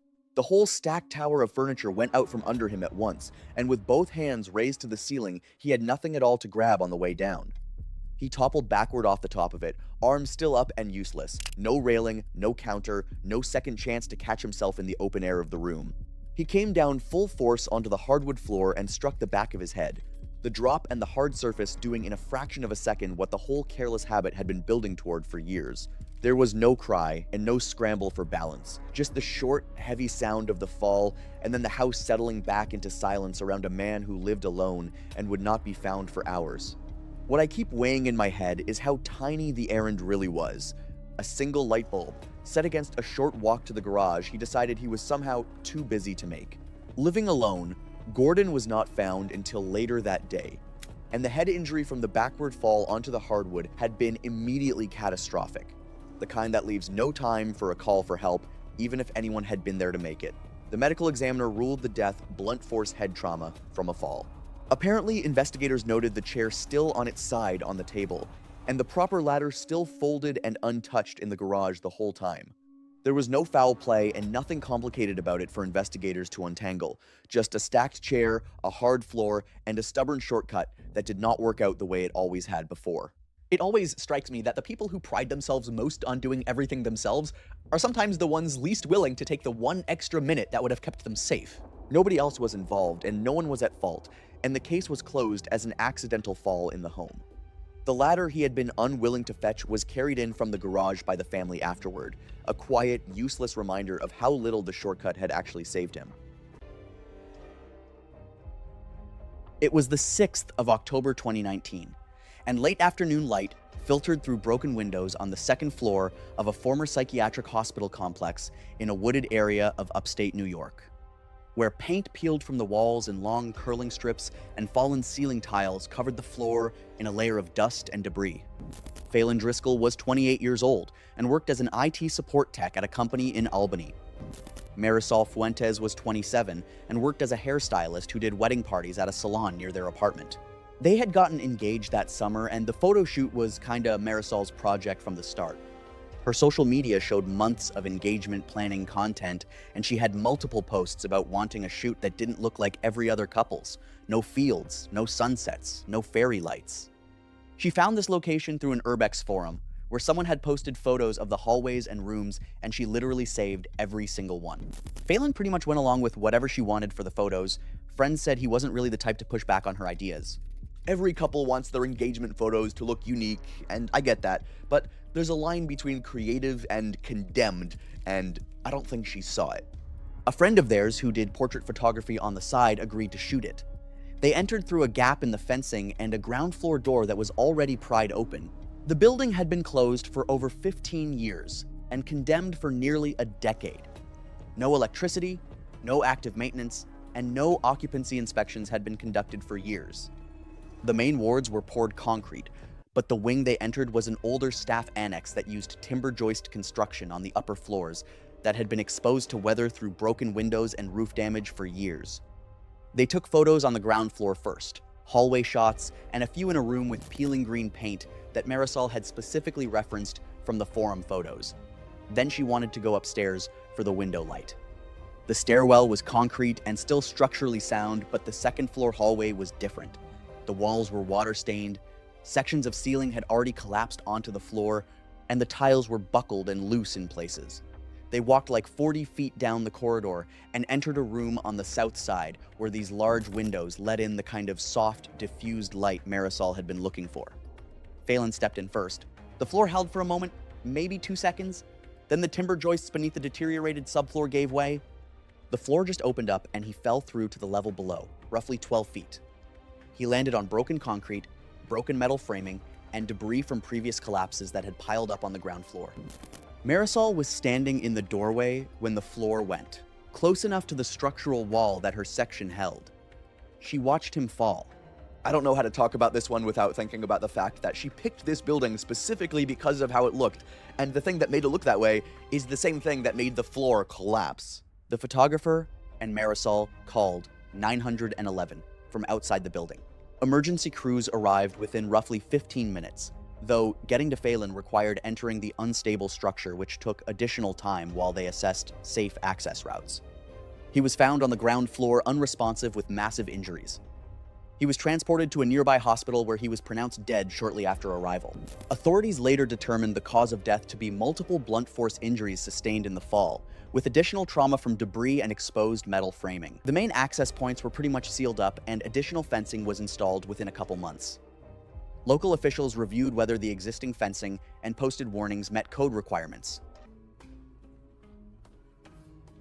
It was April 11th, 2016, and a light breeze carried the scent of fresh-cut hay across a private ranch property outside Fredericksburg, Texas, where a wooden arch wound with white fabric and wildflowers stood at the edge of a mowed clearing, and roughly 60 folding chairs faced a small raised platform beneath a stand of live oaks. Aldrich Mason was 42 years old and worked as a regional sales manager for a building materials distributor based in San Antonio. Tall and broad, firm handshake kind of guy, he had built his whole career on walk-in confidence, just showing up to job sites unannounced and leaving with a signed order more often than not. His wife later said he was the kind of person who put furniture together without instructions, waved off the waiter when they said the plate was hot, and told the dentist he didn't need numbing. He just figured he could handle anything on the spot.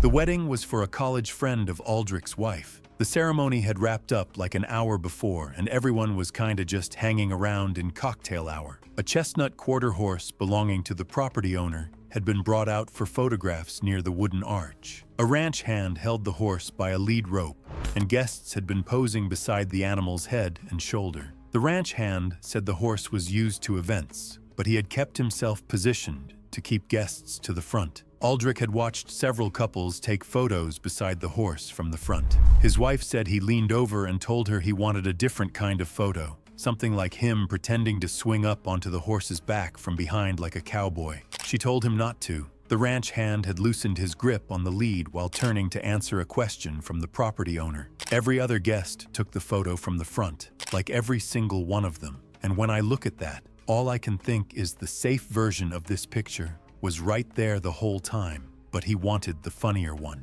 Aldrich approached the horse from directly behind. He reached both arms up toward the animal's back. The horse's ears flattened. Its hindquarters shifted. The kick was instantaneous. The horse's left rear hoof caught Aldrich square in the center of his chest. The impact knocked him violently backward off his feet. He landed on his back about 5 feet away and did not move. Several guests screamed. An off-duty paramedic reached him within a minute and began emergency care. Someone called 911 right away. Paramedics arrived within 18 minutes. Aldrich was airlifted to a regional trauma center and pronounced dead less than an hour after the kick. The medical examiner determined the cause of death to be blunt force chest trauma, resulting in multiple rib fractures, a cardiac contusion, and severe internal chest injuries. The force behind the kick was consistent with a full rear leg strike from a quarter horse at close range, and the injuries were considered unsurvivable. What I can't get past is his wife told him not to, like she literally said, "Don't do that," and he walked over there anyway and that was it. The property owner stopped bringing horses to private events after that. The wedding photographer's images, which caught Aldrich approaching the horse from behind, were included in the incident documentation. No legal action was filed. It was the 14th of October 2017, and the fluorescent lights of a community center in a small town about 40 minutes south of Portland, Oregon hummed above a makeshift stage where roughly 100 people sat in rows of metal folding chairs for the center's monthly open talent night, and a woman in a black leotard stretched quietly behind a curtain while the MC introduced her as a local yoga instructor who was about to do something the audience had probably never seen in person before. Maren Caldwell was 24 and worked as a yoga instructor at a small studio near her apartment. She had been doing self-taught contortion since she was a teenager, stretching in her bedroom at first and then posting clips online that gradually built a following of around 6,000 people. She performed at open mics and community events pretty regularly and had gotten comfortable enough with the act that she barely warmed up beforehand anymore. Her signature move was an extreme backbend called a chest stand, where she would arch backward until her head came down between her calves with her chin nearly touching the floor. She had done it hundreds of times. A chiropractor she had been seeing told her that extreme cervical hyperextension could put dangerous stress on the arteries running through the neck, and that she should be cautious with any position that bent her head that far back. Maren told him she had been doing it since she was 15 and nothing had ever gone wrong. Friends later said she mentioned the chiropractor's warning once at dinner and kinda laughed it off. I'm not gonna sugarcoat it. Everybody always assumes the warning is meant for somebody else. She took the stage in front of about 100 people. The routine started with a slow series of splits and shoulder stretches set to instrumental music. The audience watched quietly. About 2 minutes in, she transitioned into the chest stand, lowering herself backward until her spine was fully inverted and her head was positioned between her lower legs. She held the position for roughly 10 seconds while the audience held their breath. She came out of it slowly, stood up, took a bow, and walked off stage to solid applause. Nothing about the performance looked wrong. Nobody in the room had any reason to think anything had happened. Backstage, she sat down on a folding chair and told another performer she felt a little lightheaded but figured it was just the blood rushing back after the inversion.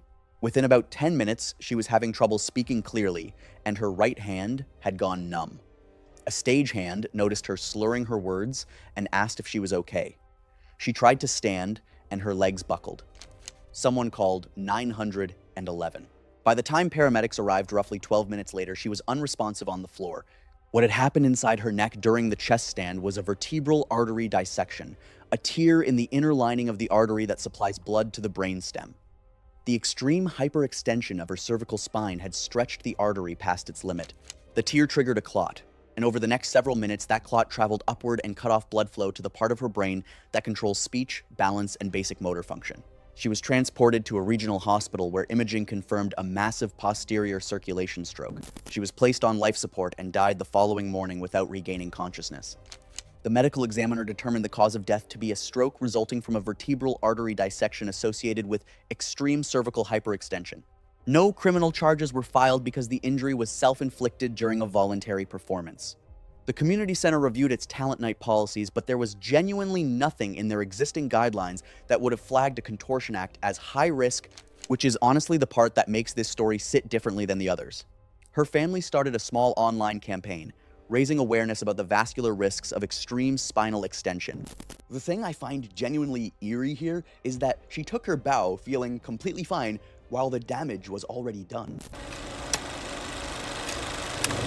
It was October 9, 2017, at the Detroit Zoo in Michigan. Autumn had settled over the region, and by evening the air carried the damp chill that comes after sunset in the upper Midwest. As visitors drifted toward the exits and employees completed their final rounds, 31-year-old Ralph Marco Hurst sat hidden inside a restroom near a quiet section of the zoo. Ralph worked as a delivery driver, but his real hobby was exploring places he wasn't supposed to be. He loved abandoned buildings, restricted areas, and anywhere that offered the thrill of being somewhere off limits. Recently, he had become obsessed with the idea of spending a night locked inside of a zoo and documenting the experience. Earlier that afternoon, he had entered like any other guest and spent hours looking for a place to hide. The restroom he eventually chose sat away from the busiest areas and remained unnoticed during the final visitor sweep. For nearly an hour, he waited in silence. When he finally stepped outside, the zoo was empty. With his phone recording, he wandered through the deserted grounds, narrating the adventure he had planned for weeks. I can understand the appeal of seeing a zoo after hours, but it's easy to forget that the animals inside don't know the park is closed. For a while, everything went exactly as he had imagined. He filmed exhibits, explored empty pathways, and enjoyed having the zoo to himself. Eventually, he reached the polar bear habitat. Standing at the viewing area, he could have turned around and left with the footage he came for, but instead decided he wanted a closer look. The first fence separated visitors from restricted operational areas. Ralph climbed over it and entered a section intended only for employees. Beyond it stood another barrier overlooking the habitat. After a brief search, he found a way around it and reached an elevated maintenance walkway above the enclosure.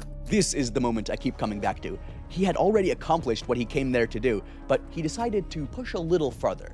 The walkway was damp from the cool evening air. As Ralph leaned over the railing to film the habitat below, his footing slipped. The video jolted before cutting off, and he plunged more than 20 feet into the enclosure. He crashed onto rocks before tumbling into shallow water. The fall fractured his leg and left him struggling to stand. When he looked up, he saw movement on the far side of the habitat. One of the polar bears had noticed the disturbance. Ralph tried to drag himself toward a rocky section that looked climbable, but the injury made progress painfully slow. As he struggled across the enclosure, the bear steadily closed the distance. Meanwhile, sensors monitoring restricted sections of the habitat detected the disturbance and generated an alert in the zoo's security office. Staff quickly realized a person had somehow entered the enclosure and began moving toward the area, but reaching the habitat took time, and entering an occupied polar bear enclosure wasn't something they could do immediately. Ralph eventually managed to pull himself onto a low, rocky ledge, and for a brief moment, it looked as though he might escape. When he tried to climb higher, however, his injured leg gave way and sent him sliding backward. By then, the bear had closed the remaining distance. Ralph scrambled across the rocks, trying to drag himself away with his arms while the injured leg trailed behind him. The bear stepped onto the ledge and paused only briefly before moving in. When Ralph attempted to push himself upright, the animal surged forward and struck him, knocking him back onto the rocks. The impact left him unable to get away. The bear remained on top of him as he tried unsuccessfully to crawl toward higher ground. Responding personnel were still making their way to the enclosure and could not safely enter while the animal was present. By the time the staff reached a position where they could intervene, Ralph had suffered fatal injuries. He died inside the enclosure before rescuers could reach him. Investigators later reviewed security footage and evidence from the scene. They determined that Ralph had hidden inside the zoo after closing, crossed multiple restricted barriers, and accidentally fallen into the enclosure. The medical examiner ruled the death accidental, caused by traumatic injuries sustained during the polar bear attack. Following the incident, the zoo reviewed its after-hours security procedures and restricted access to the maintenance area involved. Authorities later closed the case. It was June 28, 2020, at a backyard pool party in a quiet suburb of the American Midwest. A bright afternoon hung over the water. A handful of friends drifting between the patio and the shallow end, drinks in hand, and the day winding pleasantly down. Annika Nadeau was 31 and fiercely competitive. The kind of person who could not let a casual challenge pass without turning it into something she had to win. She had a lifelong habit of treating every harmless game like it was the deciding moment of her life, going quiet and focused, while everyone else was just messing around. A few drinks into the afternoon, the group started daring each other to see who could hold their breath underwater the longest, taking turns going under while the rest counted out loud. And Annika, the only woman in the contest, was quietly determined to outlast every man there and settle it for good. I love a competitive streak as much as anyone. But the moment alcohol and a breath-holding dare end up in the same swimming pool, I start getting nervous about where it is going. To give herself an edge, Annika did the thing she had seen people do to swim farther underwater, taking a long series of fast, deep breaths in a row before she went under. The reports I gathered stated that she hyperventilated hard at the edge of the pool to load up on air, then slipped under, determined to beat the time the others had set. The terrible trick of it is that the urge to breathe comes from rising carbon dioxide, not from a lack of oxygen, and flushing that carbon dioxide out first means a person can quietly run out of oxygen and black out without ever feeling the need to come up. The cruelest detail is that Annika never felt the warning that should have driven her up for air. With the carbon dioxide flushed out of her blood, Her body had no way to sound the alarm, no burning in the chest, no clawing panic, nothing to tell her she was running out of oxygen at all. Somewhere past the point where she had pictured herself surfacing in triumph, she simply went still and slid into unconsciousness underwater, with no thrashing and no splash and no signal that anything at all had changed. To the friends counting at the edge of the pool, she still looked like a competitor refusing to quit, hanging on well past the times the men had set, and they cheered her stubbornness and called for her to come up. The cheering held right up until the count ran too long, then trailed into something quieter, and then into the first edge of alarm when they understood she was not coming up on her own. What makes this one so haunting to me is that there was no struggle for them to see. The very thing that killed her also hit it, so it looked like winning right, until it looked like the worst thing imaginable. They pulled her out and started doing what they could while someone called for help, but she had been without oxygen too long. Paramedics arrived within minutes and she was rushed to a hospital where she was pronounced dead. And reports stated the medical examiner ruled it a drowning, with the hyperventilation pinned as the trigger for what is called a shallow water blackout. It is a danger that water safety groups warn about specifically because it ambushes strong, healthy, confident swimmers. The ones who feel completely fine right up to the second they pass out, rather than the weak swimmers people tend to watch for. The part I keep racking my brain against is that she wasn't in trouble because she was weak in the water. She was in trouble precisely because she was good enough to push it that far. No one else was found to be at fault, and the death was ruled a tragic accident. The friends who had been laughing along with the contest became, in an instant, the people who had watched it happen without knowing, and the case was closed as an accidental drowning.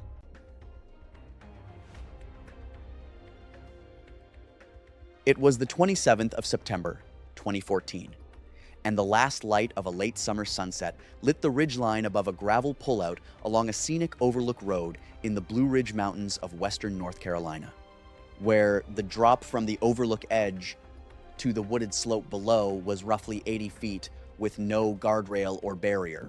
Whit Calloway was 31 years old and worked as a loan officer at a credit union. Darcy Embry was 29 and worked as a freelance graphic designer who did most of her work from home. They had been together for 2 years and gotten engaged that summer. Darcy had sent her photographer a mood board with like over 30 reference images before the shoot, and one of them was a sunset on the hood shot from a car commercial, the kind where the couple is sitting on the hood with the sky behind them. When they got to the overlook, Darcy immediately said this was the spot for the car shot. The overlook was gravel, with a gentle slope toward the edge and no barrier at the drop. Out of this entire video, this is the one that made me the most frustrated, because I don't know how 3 adults stand at the edge of a cliff with a car on a slope and not one of them thinks to check if the parking brake is on, and I've gone over it 100 times and I still can't explain it. Whit pulled the car forward so the front was facing the sunset and the overlook edge was behind the vehicle. Darcy climbed onto the hood. Whit stood beside the driver's door. The photographer backed up like 20 feet to get the wide frame with the sky and the ridge. Nobody thought to set the parking brake. Whit had shifted into park but never engaged the parking brake. Investigators believe the vehicle had not fully settled into the parking gear before he released the brake on the loose incline, and the wheels were angled slightly downhill. The car began creeping backward on the gravel, slowly at first, almost imperceptibly. The photographer later said she noticed it moving, but thought it was just the car settling on the loose surface. Then it picked up speed. The loose gravel offered little traction, and the slope was steeper than it looked. Darcy tried to slide off the hood, but the car was rolling away from her feet first, and she couldn't get her legs under her. Whit saw it rolling and ran after it, grabbing for the driver's door handle. The rear wheels reached the edge of the overlook, and the back end dropped over. The car tilted sharply and went over with Darcy still on the hood. Whit lost his footing while trying to grab the open driver's side door as the vehicle went over the edge. Both fell with the vehicle down the wooded slope. The car rolled at least twice on the way down, shearing through small trees and brush.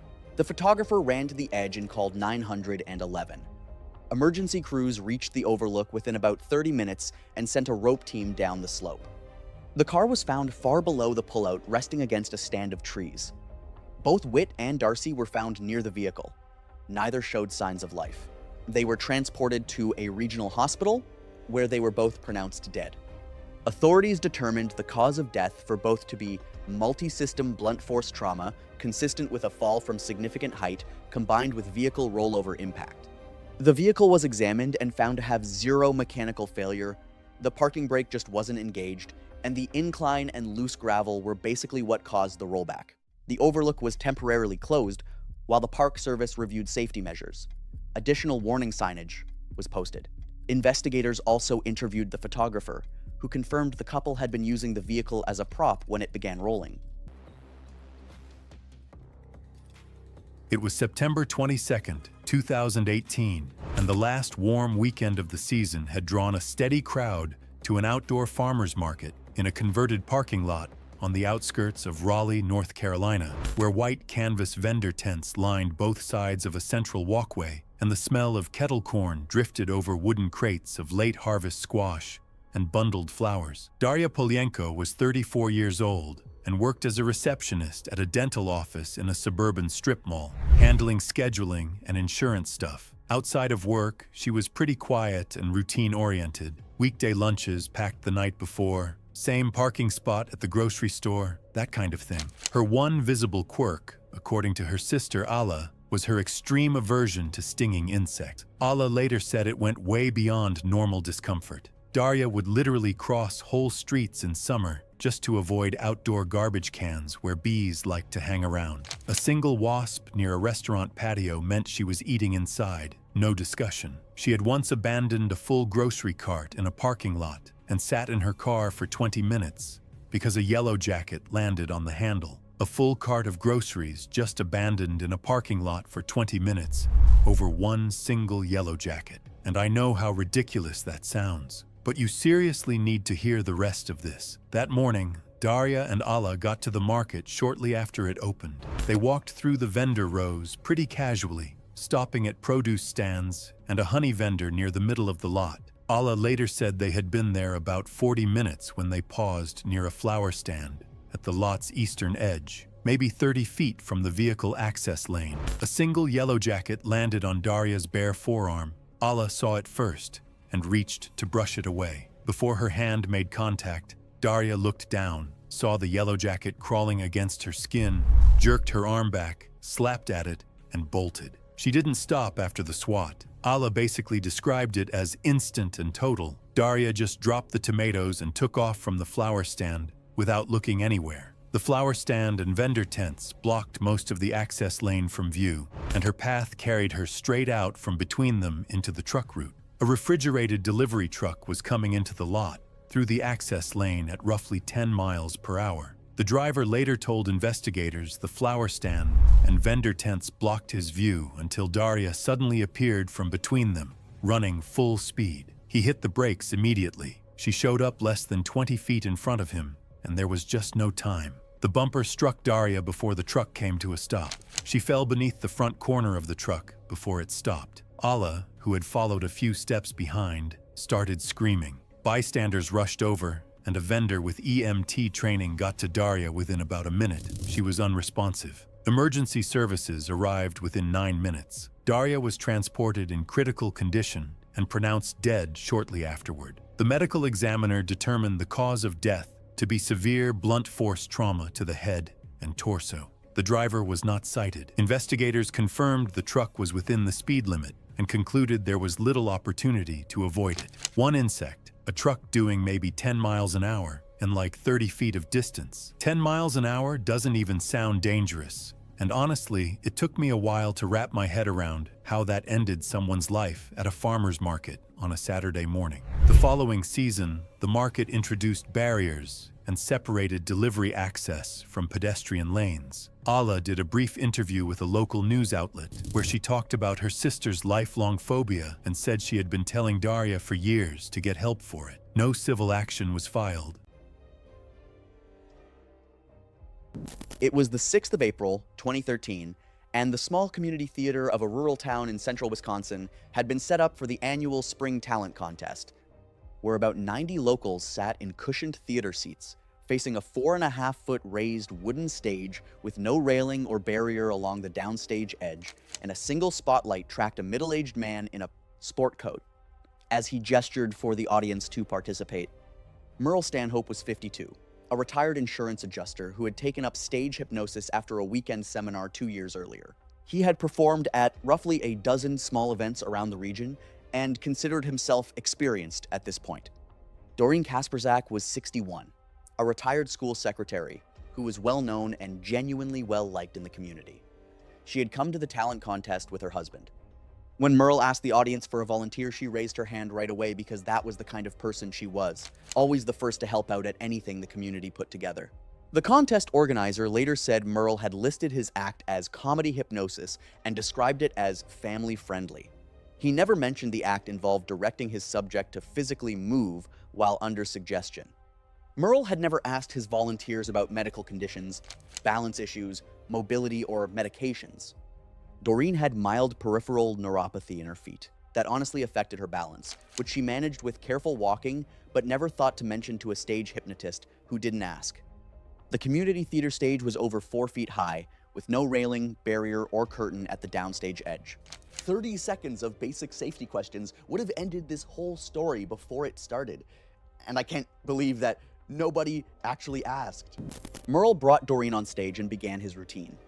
He guided her into a state of heightened suggestibility using standard stage hypnosis techniques. Doreen was highly responsive and focused entirely on his instructions.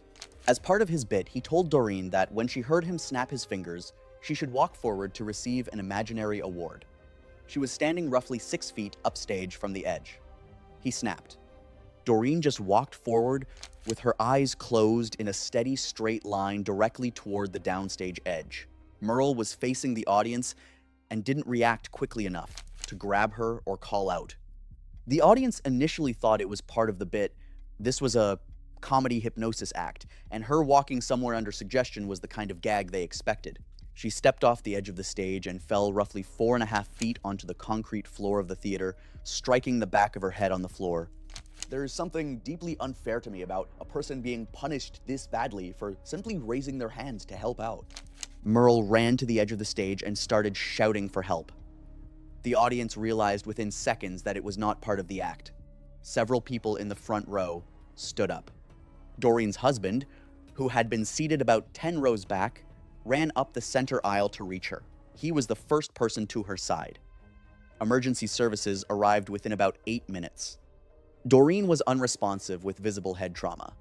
She was transported to a regional hospital and died the following morning. The medical examiner determined the cause of death to be a traumatic brain injury. Merle was investigated by local authorities and was eventually charged with criminally negligent homicide. He was convicted and given a suspended sentence with mandatory community service. The community theater basically installed permanent barriers at the downstage edge and updated its event policy to require written risk assessments and safety plans for any act involving audience participation or physical movement on stage. Doreen's family reached a private settlement with both Merle and the theater. Merle never performed again. It was July 4, 2018, in Knoxville, Tennessee. Near the bear exhibit, a low safety rail separated visitors from a deep maintenance trench that most people barely noticed. That gap is what this story comes down to. The young man at the center of it was Dallas Fight, a 22-year-old auto shop worker who liked showing off. That afternoon, he came to the zoo with friends and a handful of firecrackers in his backpack, joking that he was going to set one off near the animals. Right away, I knew the type of person he was, the one who always needed attention and couldn't walk away from a dare, even when it was clearly a bad idea.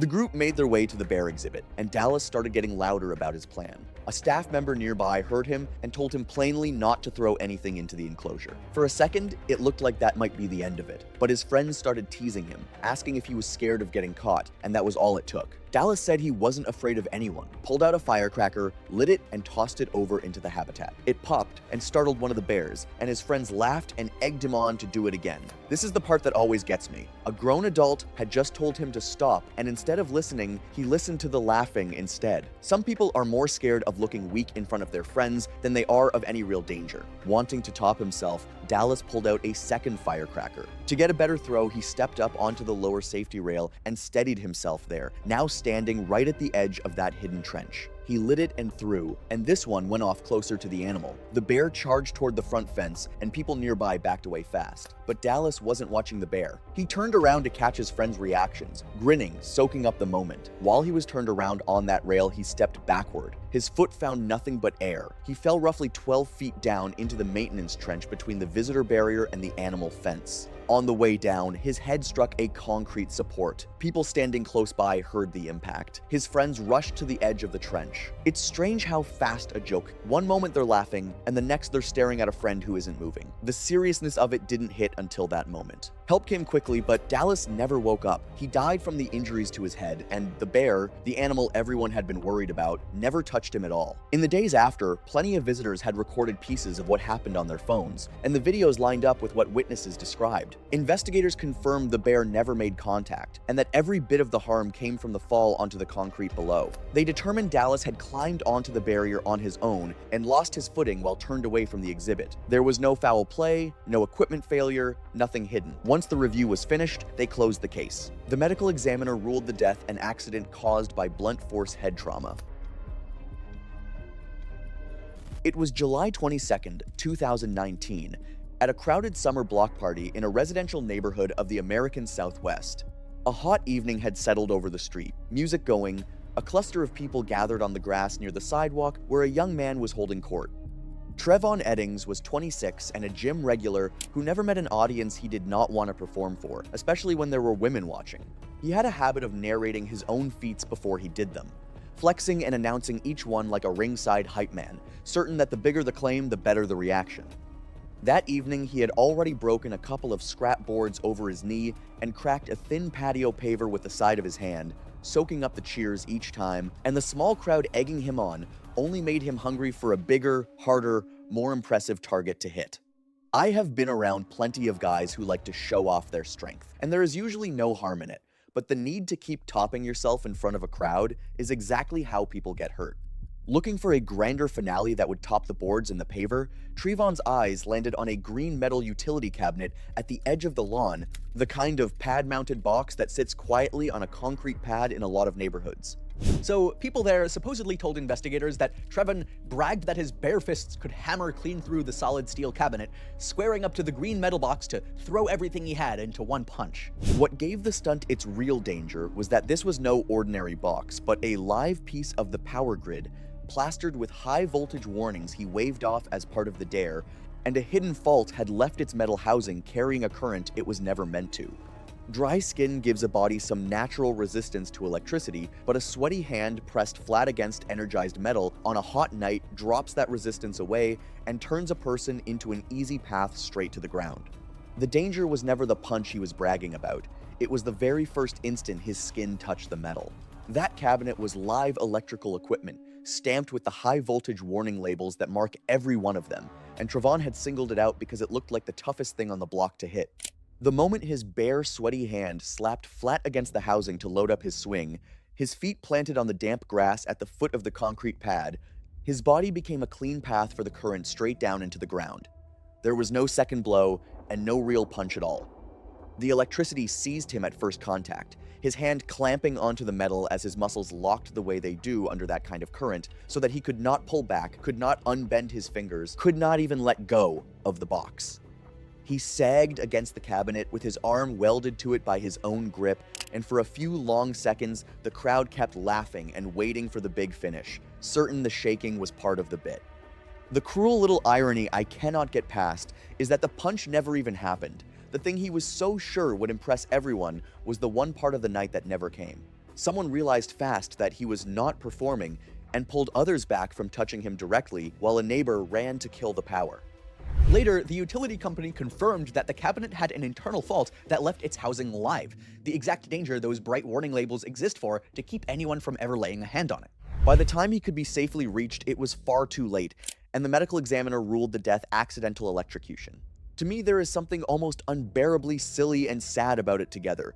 A strong young man killed not by the impossible thing he was bragging about, but by simply touching the wrong box.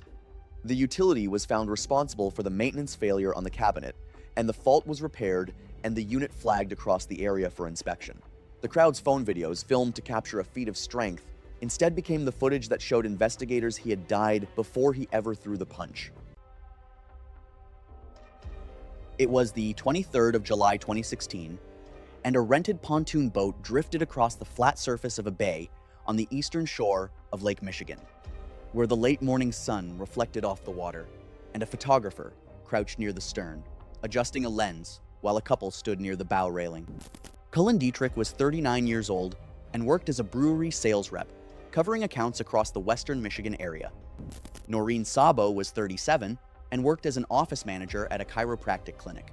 They had been together for 5 years and got engaged that winter. Their photographer later said Noreen had been talking about recreating the Titanic pose since like the very first planning call. She wanted the arms out, wind in the hair, sunset on the water look. She showed up to the boat rental with a white scarf she had bought specifically for the shot. Cullen literally joked to the photographer while they were boarding that at least their boat wouldn't sink.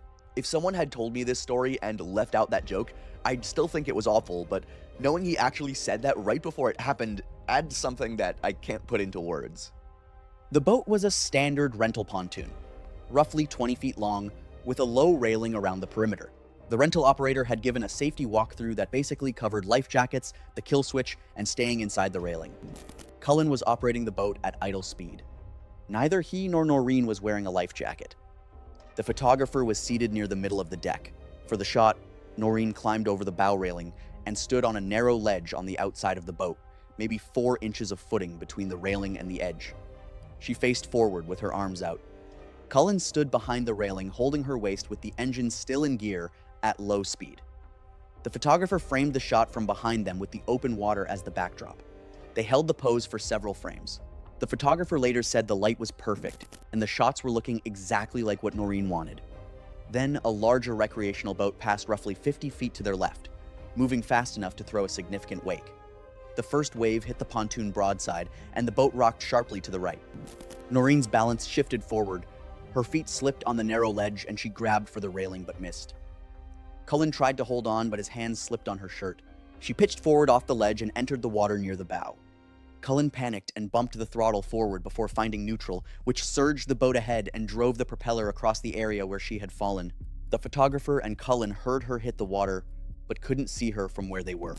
Cullen ran to the stern and spotted her in the water several yards behind the drifting pontoon. He and the photographer pulled her out. She had these deep propeller lacerations across her pelvis, abdomen, and legs. It was genuinely horrific. 911 was called by the photographer. Marine Patrol and local rescue crews reached them within roughly 15 minutes. Noreen was unresponsive and had lost a significant amount of blood. She was pronounced dead before they reached the marina. The medical examiner ruled the cause of death to be hemorrhagic shock from propeller lacerations. Investigators noted that neither occupant was wearing a life jacket and that the victim had been positioned outside the boat's safety railing at the time of the incident. The rental company updated its safety briefing to include specific language about staying inside the railing at all times during operation. Cullen gave a full statement, and the photographer provided a detailed account of the shoot and the moments leading up to the incident.